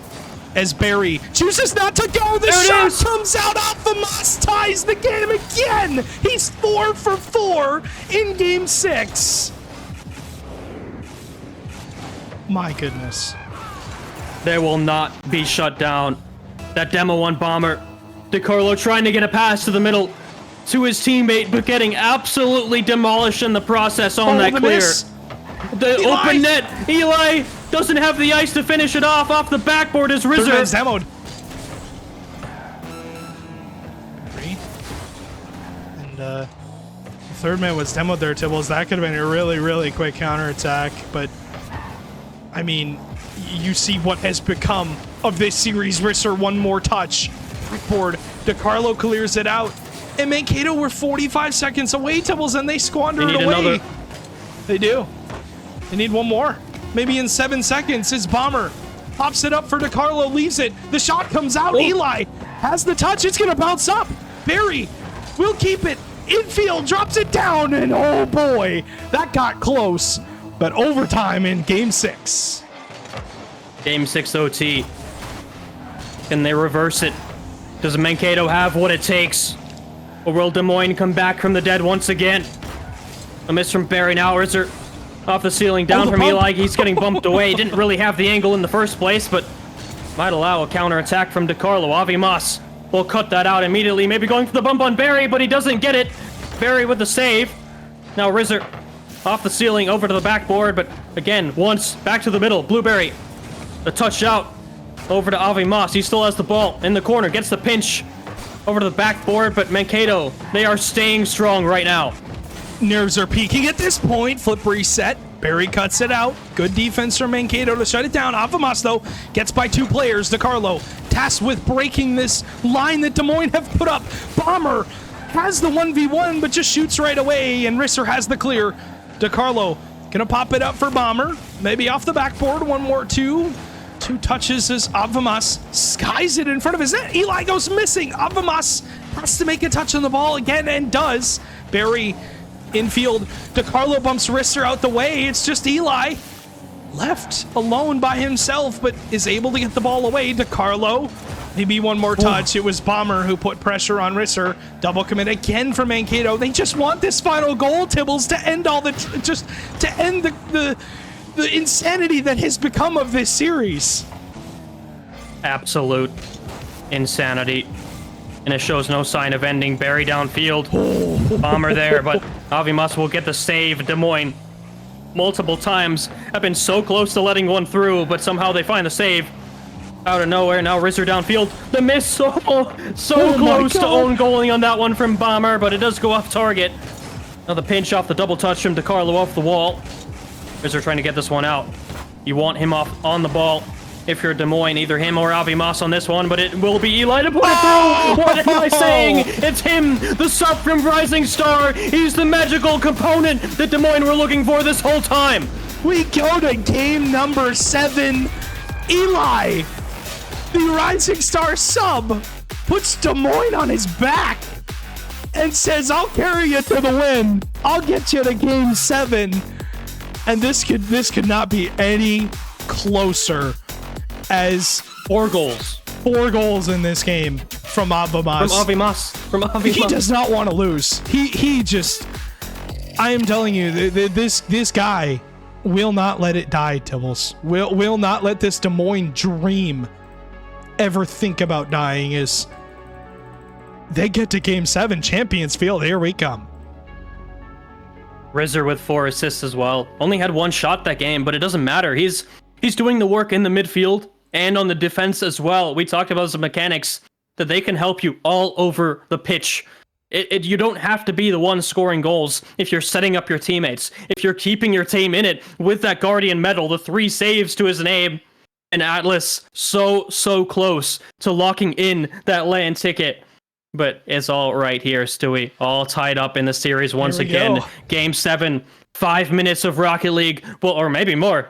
Hopefully more if we get an OT. But this will decide who gets that 4th spot at our live event.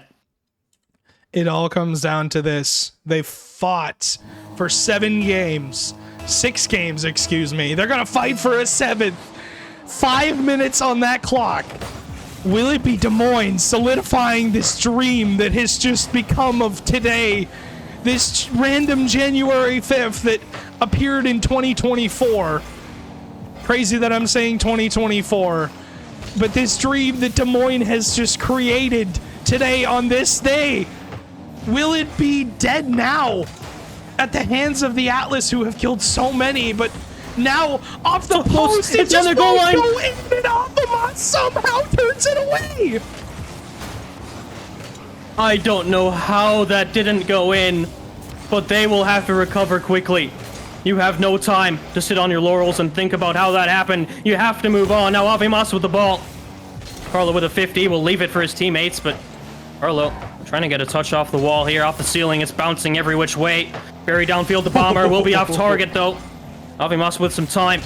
See what he has to do here. 50. Risser has to get that touch. Now it's Des Moines with all the pressure on them. Barry crashing in. Oh, they're gone. Risser to put it through, and they have that all-important lead in Game 7. The 3rd man gets deleted. It was Bomber who was rotating back. And I think it was Eli that gave him, it was Optimus who gave him a little love tap and said night night. And a 1-0 lead a minute into game number 7. There's no way that this is done by Des Moines. DeCarlo, massive save. Another one has to come out.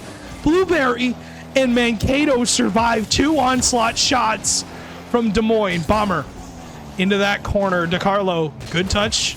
We'll get a little look for one more. Does have it across. Blueberry's there. Did they catch out the defense? It hits the post again. And Mankato just can't seem to get by that defensive line. Bomber, flip reset over Avimas. Barry, the shot is there, but DeCarlo has to sit on it. has some boost, but doesn't have the best 50. Eli goes missing. Here's your chance for Mankato. You have a complete and utter advantage in numbers, but you can't get through. And again, it seems Des Moines have somehow survived a pinch from Avamas. Goes all the way in midfield. Risser's there, but he can't get the shot on target just yet. Des Moines have had this pressure. Oh, that's a big touch from Eli over the middle. DeCarlo to finish it off. There's only one back. How do they make that save on that back line? Back to the middle. DeCarlo shot. Avi must save it once again. This guy is a magician. Barry to put a shot on target, but with zero boost, Eli will have to recuperate in his corner. Get a 50 through. Avi Mas will back off on this one. He's two players. Yeah, he does get back to it, and an all-important one. The bump as well. It's been so important for them. They bumped Derecho on the Mankato side, but Derecho are bumping back, and they're breaking through. Barry gets slammed off the backboard. Now a 2-0 advantage in Game 7.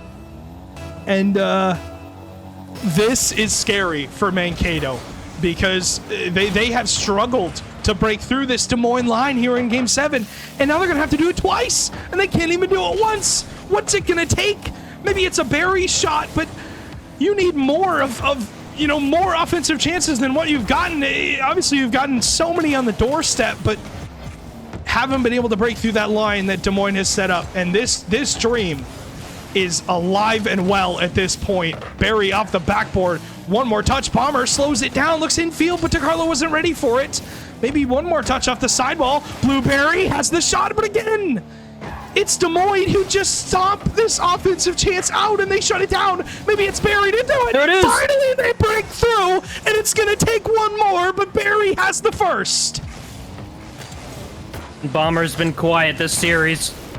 He's the one that got demoed for that first Des Moines goal. He wants revenge. He wants it bad. 1 minute 45 seconds. They need a goal still to tie it up. Maybe send it to overtime. But you can tell the Mankato want it. They're firing on all cylinders now, but they're forced backwards on here. Rizzer to put another shot on target off the corner. Eli not quite able to get that off the wall. Another bump through. DeCarlo backwards. Another 50. Mankato, you don't want to be in your half with a goal down. Back to Rizzer now. Oh boy. In that Des Moines goal corner. Barry to put it through. Eli can't get there. That's the tying goal right there, Stewie.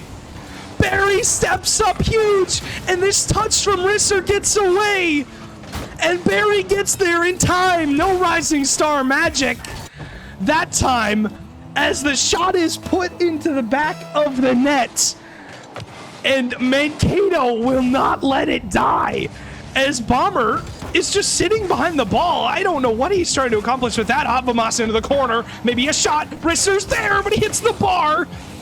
And only 16 seconds left. What do Mankato have here on the comeback? They've done all this work, Tibbles, but if you squander it away in 60 seconds, it's all for naught, but it's Risser who scores with 55. Again and again, Mankato are beaten down. Again and again, they've come back, but they have to do it again, Stewie, 55 seconds. And they have to find yet another goal. Who will it be this time? Can Barry extend his goal record and pull his team through? Or will Bomber or DeCarlo, the veteran of this league, the veteran of this lobby, aid his team and get them through here? Risser, he's standing on the corner. He doesn't want to let anything through. Bomber to the middle. Barry flip over one. Avi must can't get there. Barry to finish it off, and they're all even once again. These two teams just are horn-locked at this point. They won't leave each other's side. Barry gets it done once again. 37 seconds left. And Blueberry and the Atlas will let it die. DeCarlo gets a fake. This is where he's dangerous, looking for 2 through, but Barry, will he have the hat trick in Game 7? He stepped up huge for Mankato to get them here. Now it's Bomber who has to have one touch into that corner. Risser goes, but Barry cuts it out. DeCarlo somewhat loses that 50 to Avamas, but look at a free touch. Barry all the way down the field. Risser will have one into that corner. Bomber off the sidewall has one more shot, but Avamas turns it away. Risser goes missing. Avamas has 30 boost. Will we see Game 7 overtime? We will. It hits the ground. It's all up to one goal. That's all it's gonna take. I spoke it into existence, Stewie. DeCarlo has to make the save. He does. Barry's there to finish it off. Mankato through all odds. They were beaten down again and again. Like I said, they came back again and again, and they've done it here in Game 7 overtime to secure their spot in our live event next weekend. It hasn't happened since season number 6. And it will happen again. Colby DeCarlo will be at a LAN for MCS. And I mean, an unreal performance from Blueberry, though, in Game 7. Stepped up huge. 9 shots by himself to win. And you can't help but say GG's in that series. That was as close as it could possibly be. There is no other statistic that could tell you who was going to win that series. There's nothing on the planet that could show you who is going to win. It all comes down to just who wants it more. And really, it was Mankato who were kicked down that mountain so many goddamn times, and they keep climbing up it. They finally smack Des Moines off the mountain and claim their rightful spot as that 4th seed into LAN. And Tibbles, that was an incredible series. But I have to say though, we all, everybody in chat, everybody of course showing them love, but we have to show our love to the Des Moines Derate show. That is an incredible series that they just played with a Rising Star sub, and with a team that obviously hasn't really played a ton together. It doesn't matter. You have to give them props. They played incredible. He didn't look like a sub. No, he looked like a starter. Not at all. Yeah. Absolutely. I didn't even believe you at first when you said he's a sub. No, I thought he was a starter at first, and then yeah, sure enough, I checked the roster and he was a sub. But yeah, I mean, Rizzer and Avi Moss worked so hard, and Eli backing them up, and it's just really unfortunate for them to go down in that way. But I mean, what a series that was. I couldn't have asked for anything better. Game 7 OT for our last LAN spot. And honestly, I feel like I wrote a pretty good script. No, I definitely did not write the script to this one, but an incredible job by Mankato. But I mean, you see how it's all turned out. They're able to turn it around after that loss to the Steelhawks. They'll get more shots at them on LAN. They'll get another chance, but I mean, we don't see this often. A team losing in the upper qual, able to go down to the lowers and show some grit and determination and still make it through. And you just don't see that often, but that was an amazing series. I hope we get more of that on LAN. Shout out to Risser, Eli, and Avamas. All 3 of you guys played absolutely incredible. I am so proud as to how far your guys' games have come, and Avamas especially. The guy just would not let Des Moines die. Oh my god! Especially in that game 6, saves were immaculate. He was there every time. In that game 7, I thought it was just going to be one of those games where Mankato couldn't break through, and then they finally, big old Blueberry decided instead of bringing the sledgehammer, he brought the bulldozer and got through. But I mean, that game 6 from Avamas, that is literally one of the best individual performances I have ever seen in a elimination game. I agree. Yep, absolutely. Yeah, I believe he had 4 goals, right, in that game. Yeah, 4 for 4. Yep.